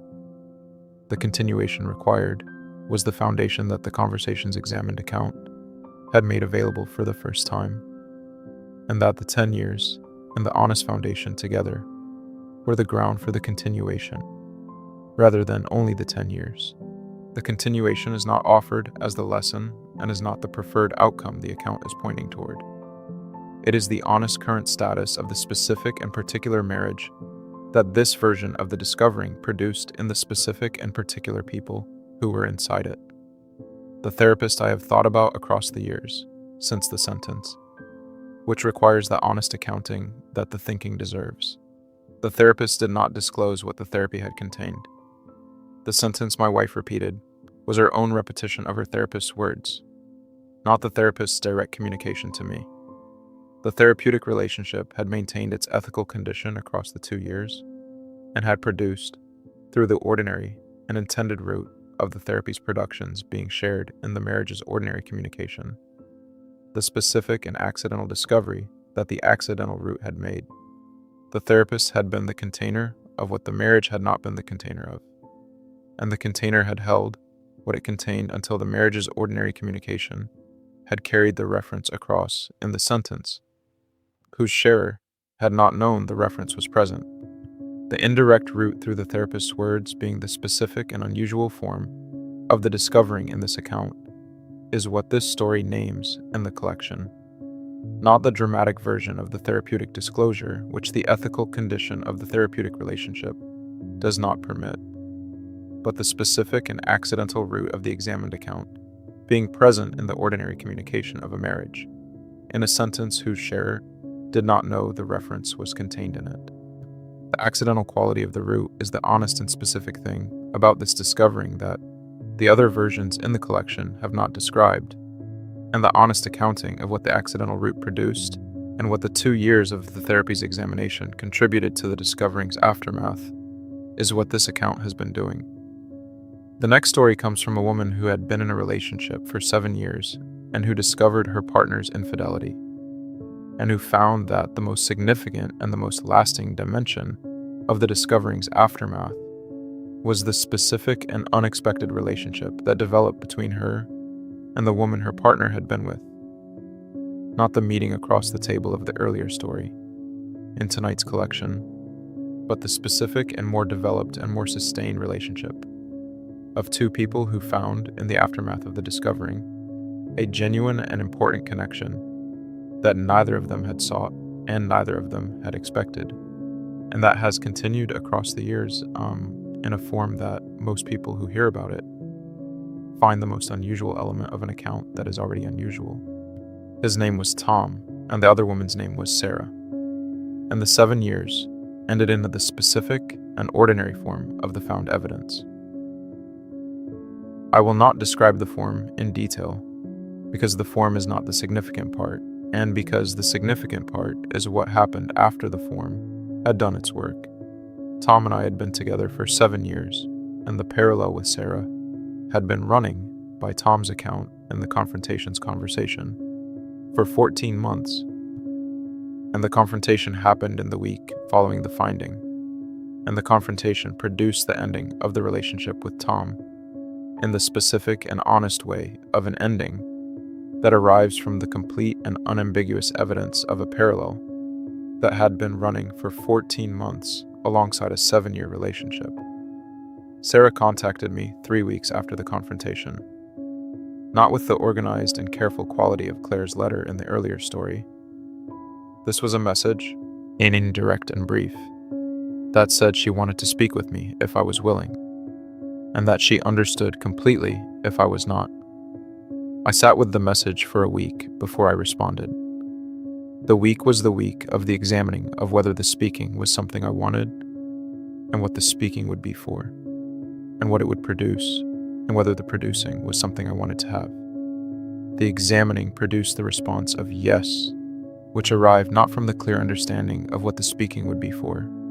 but from the honest uncertainty about whether the not speaking was the right response to the message's genuine and direct quality, which had produced in me the specific impression of someone who was asking honestly, rather than asking with the agenda that the message could have been organized around. We met in a coffee shop, which is the same setting as the earlier story's meeting, but arrived at through a different route and with a different quality. Sarah had reached out to me rather than me to her, and the reaching out had the specific quality of someone who was not seeking the confrontation or the alliance, but the specific and honest exchange of someone who had been in a complicated situation and who wanted the honest accounting of the situation that the meeting might provide.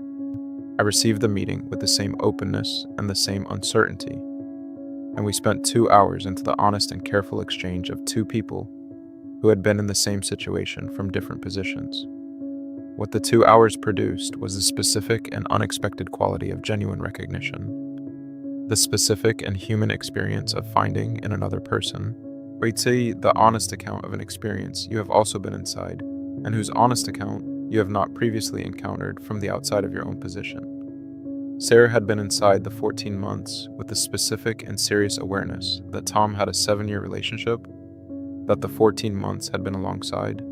and the awareness had been the specific and ongoing weight of the 14 months, that the 14 months had not been able to put down through any of the routes that the weight had been examining. The meeting had been the route the weight had finally taken, and the route had produced the 2 hours and the specific and unexpected quality of genuine recognition. I want to be honest about what the recognition was not, because the honest account of it requires the nots as much as the positive account. The recognition was not the alliance against Tom. We did not spend the 2 hours in the shared accounting of Tom's failures, or the shared organization of the response to what Tom had done. The recognition was not the performance of the mutual support that the external account of the meeting might have expected. The recognition was the specific and quiet experience of two people who had been through something significant from different sides of it,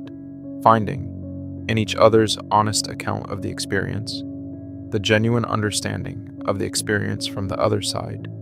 that neither of them had access to before the meeting. The understanding the meeting produced was valuable to both of us in the specific and different ways that each of our positions had needed the understanding. For me, the understanding was the specific and honest account of what the 14 months had been from the inside of Sarah's position, which reorganized the 14 months in my understanding from the external and discovered version into the more complete version that Sarah's honest account had made available. For Sarah, the understanding was the specific and honest account of what the 7 years had been from the inside of my position, which reorganized the 7 years in her understanding from the external and ambient version into the more complete version that my honest account had made available. The meeting was not the end of the contact. Sarah and I have been in intermittent contact across the 4 years since the meeting. Not the regular contact of a close friendship, and not the organized contact of a support group, and not the contact organized around the shared history with Tom, who has been less and less the subject of the contact as the 4 years have developed, and whose presence in the contact has diminished as the contact has become more genuinely about the two of us rather than the situation we had been connected through. The contact has become the specific and genuine connection of two people who found each other through an extraordinary situation and who have found,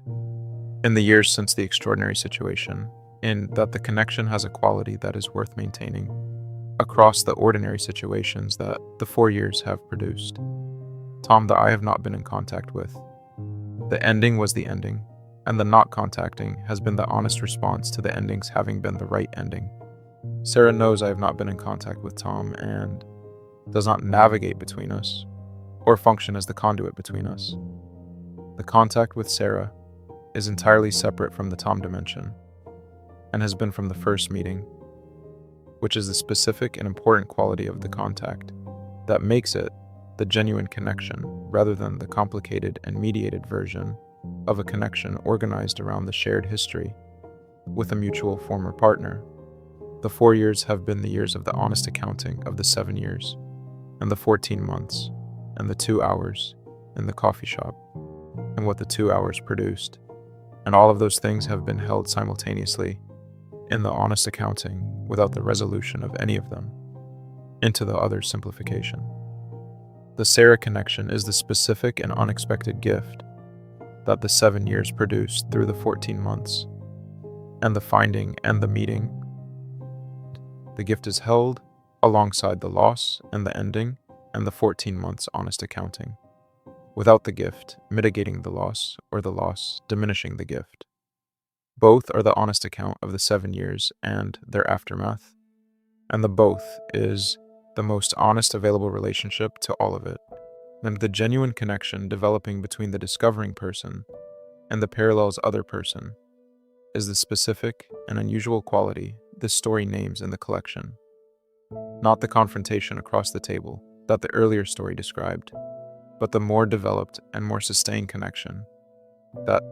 the 4 years of the intermittent contact has produced between two people who were brought together by an extraordinary situation and who have found, in the years since the extraordinary situation, that the connection has a quality worth maintaining in the ordinary situations that the years have continued to produce. The connection being genuine and being held without the complication of the shared history with the mutual former partner organizing it is a specific and important quality that the honest account of the 4 years has required to be named clearly. The next story comes from a man who had been married for 22 years when the discovering arrived, the longest marriage in tonight's collection by a significant margin, and who found that the specific and particular quality of a 22-year discovering is categorically different from the shorter versions, not only into the weight of what is reorganized, but in the specific and unusual relationship to time that the 22 years produce, in the person doing the reorganizing, which is a relationship to time that the shorter versions do not produce in the same form, and that requires its own honest accounting. My wife's name is Helen, and the 22 years were the 22 years of a real and genuine marriage. The building of a life that was comprehensive in the way that 22 years of genuine effort between two people who loved each other build something comprehensive. The specific and layered thing of a shared history that has its own weight and its own texture and its own particular an irreplaceable quality that the 22 years had been the construction of.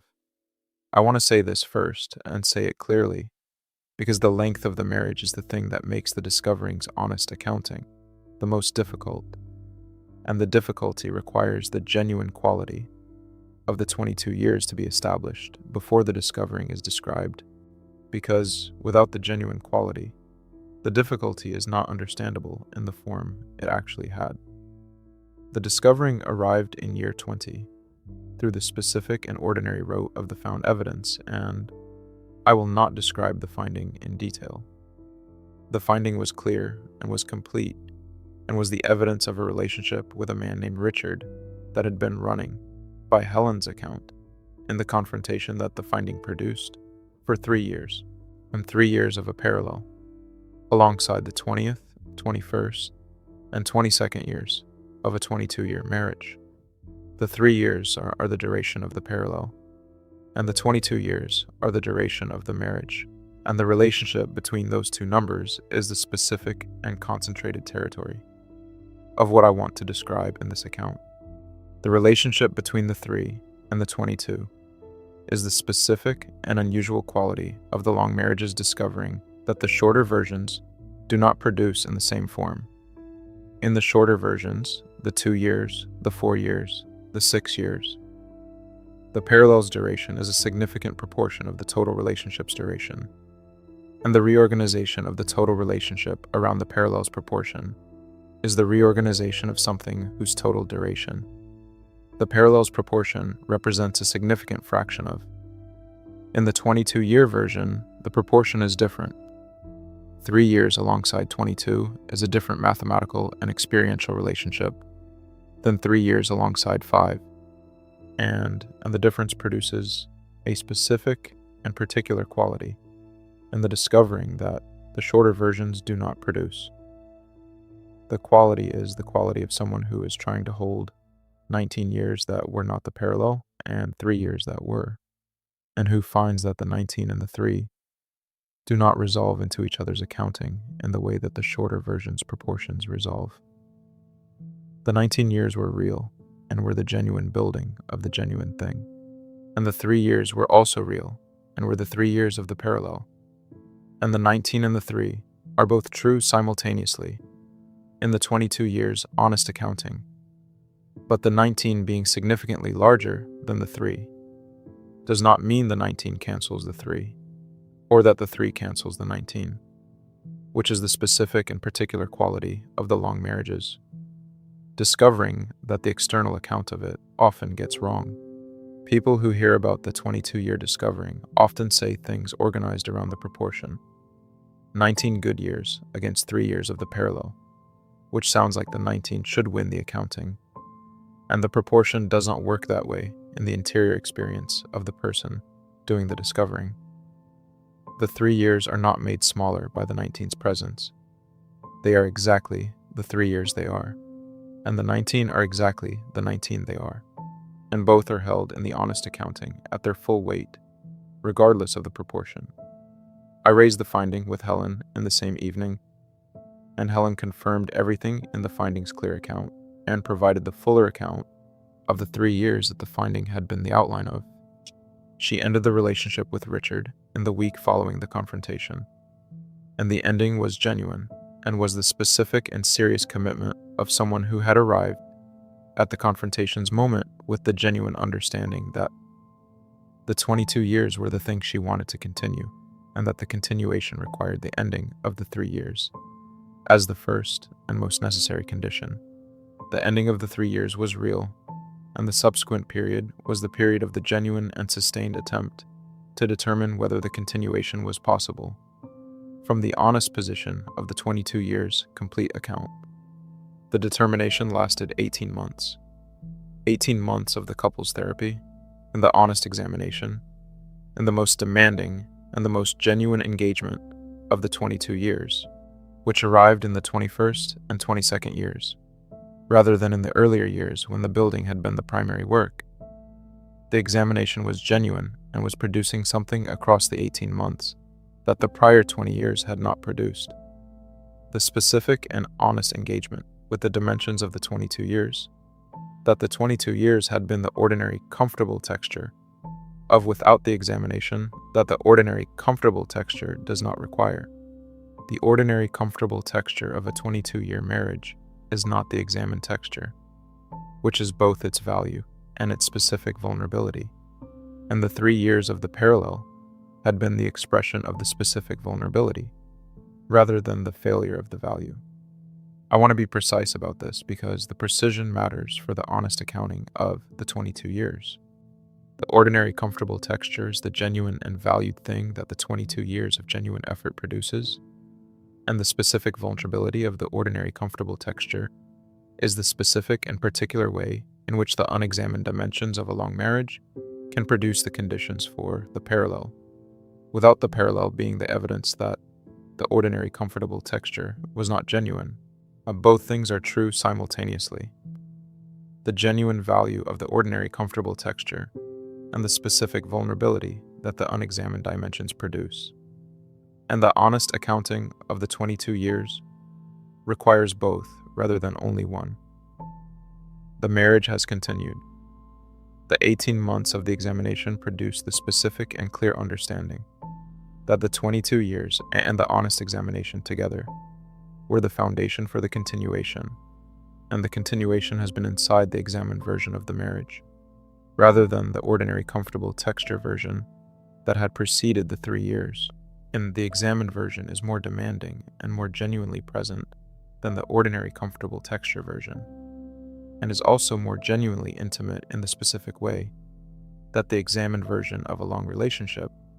is more genuinely intimate than the unexamined version.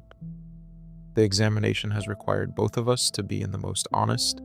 and the most present version of the 22 years that the 22 years have contained.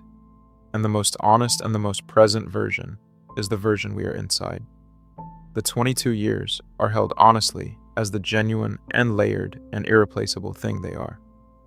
and as the years that contain the 3 years of the parallel, and the 18 months of the examination, and the continuation that the examination produced. All of it is held simultaneously in the honest accounting that the 22 years deserve, and the holding of all of it is the specific and ongoing work of the years since the finding, rather than the concluded work of the period that the examination contained. The 22 years being the specific and categorically different territory of the long marriage's discovering is what this story has been trying to name, honestly, not the proportion of the parallel to the total,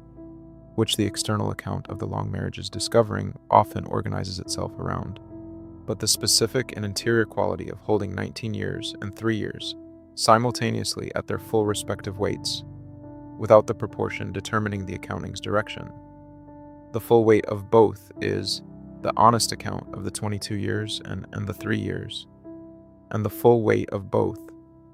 is the specific and demanding thing that the long marriage's discovering requires of the person inside it. The final story tonight comes from a woman who was not in a long marriage and was not in a long relationship. She had been with her partner for 11 months when the discovering arrived, which makes the 11 months the shortest relationship in tonight's collection, and who found that the discovering inside the 11 months produced in its specific and particular form the most significant and the most lasting thing that any of the relationships in her relational life had produced, not because the 11 months were the most significant relationship,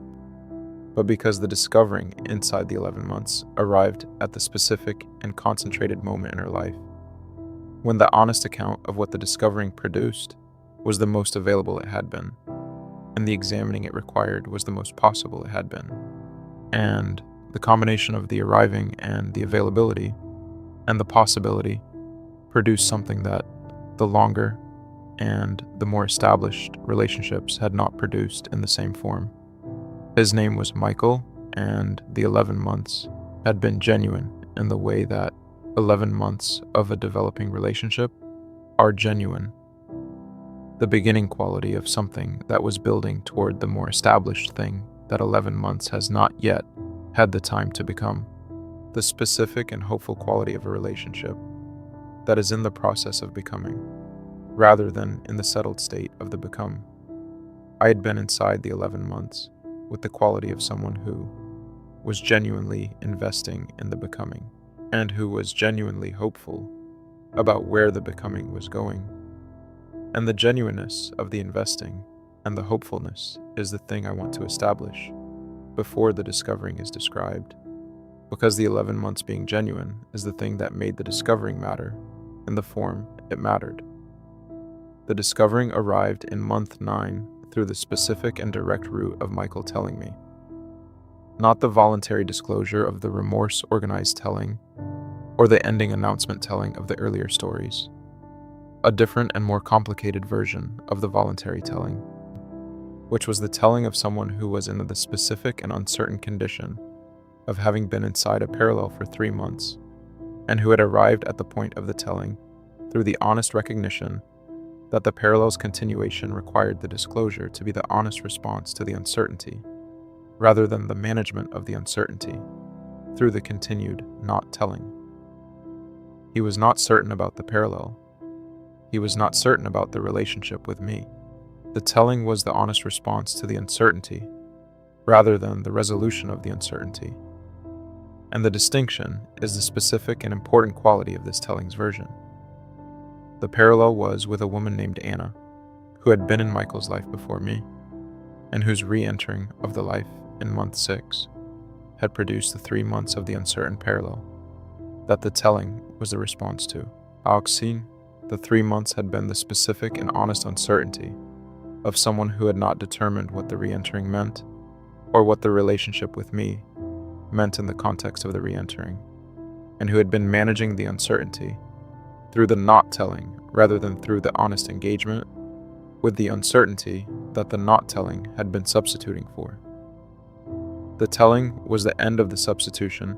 and the beginning of the honest engagement, which was its genuine quality, and was also the thing that made the telling the most difficult and the most exposing thing Michael had done in the 11 months. I received the telling with the specific and layered quality that the 11 months' genuine investment had produced in me as the receiving's ground. The grief was genuine. The 11 months had been genuinely invested, and the discovering of the parallel had been the discovering of something running alongside the investment that the investment had not known about. The grief was real and was proportionate to the 11 months, rather than to the 22 years, or the 7 years,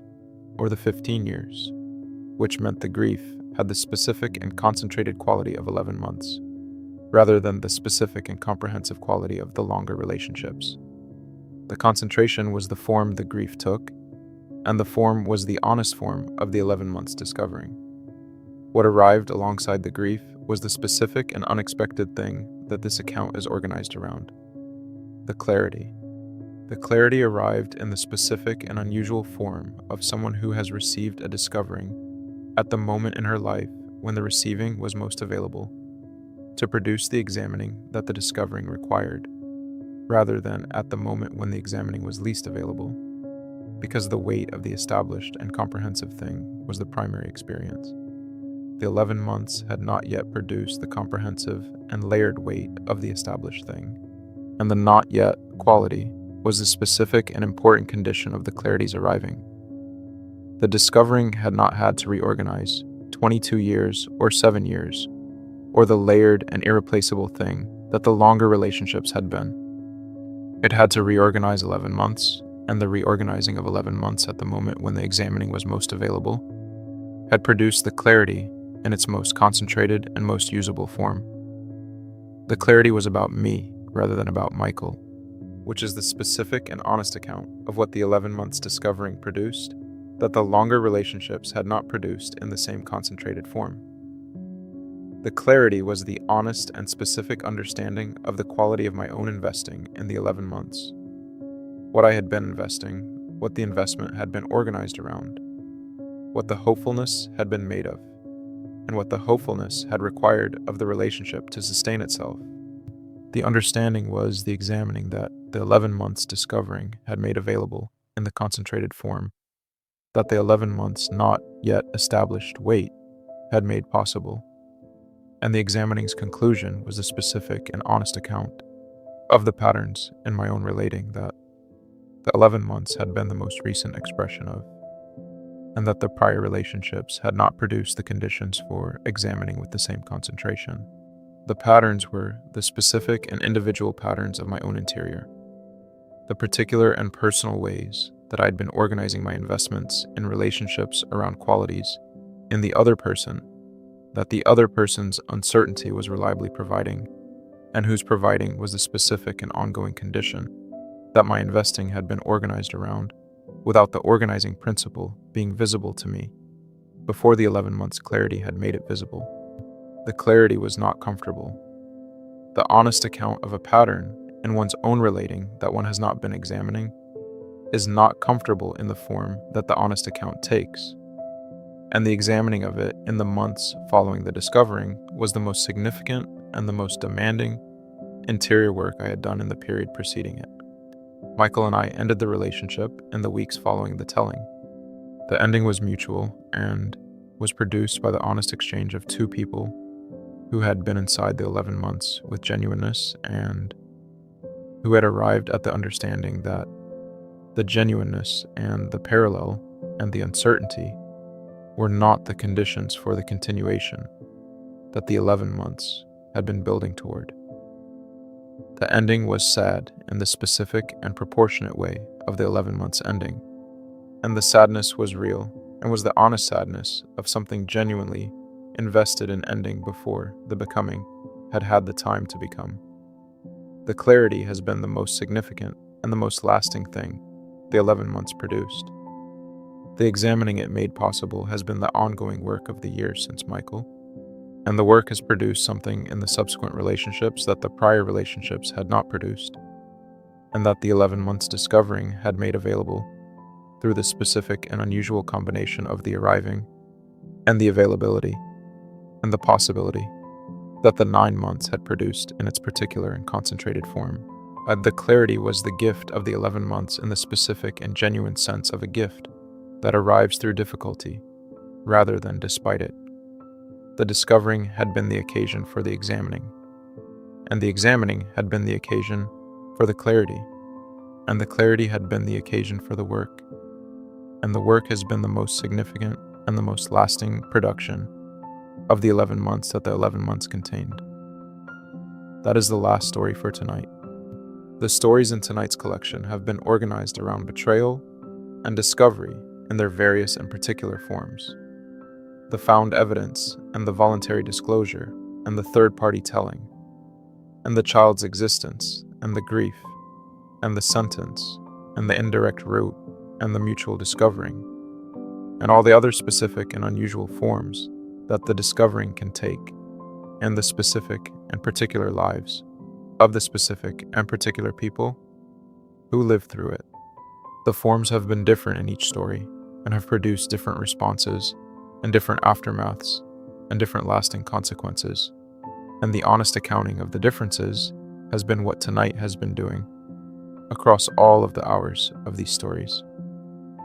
What the collection holds together is not a single lesson about betrayal or infidelity or the relationships that contain them. The single lesson is the simpler account and is not the honest one. The honest account is the collection itself. The 26 specific and particular stories of the 26 specific and particular people who were inside these experiences and who have provided the honest account of what the experiences were and what they produced and what the years following them have been the working through of. The honest accounts are not the same account and are not pointing toward the same conclusion in it, and the not sameness is the specific and important quality of the collection, rather than the problem the collection has failed to resolve. Every person in tonight's collection was inside a relationship they had invested in genuinely and discovered something alongside the investment that the investment had not known about. Every person in tonight's collection has done the work of holding the investment and the discovering simultaneously, rather than resolving one into the other's account. And every person in tonight's collection has found, in the years since the discovering, that the holding of both is the most honest available relationship to what the relationship was, Not the simple verdict of the betrayed or the betrayer, not the dramatic version of the extraordinary form, but the specific and human and complicated and honest version of what two people inside a relationship are doing when they are doing it genuinely, and what happens to the genuine thing when the discovering arrives, and what the years following the discovering require of the people who are now outside the relationship and inside the honest accounting of it. The honest accounting is the ongoing work, and it is not finished in anyone's story. And it is not supposed to be finished. The work of understanding what the relationships were and what they produced and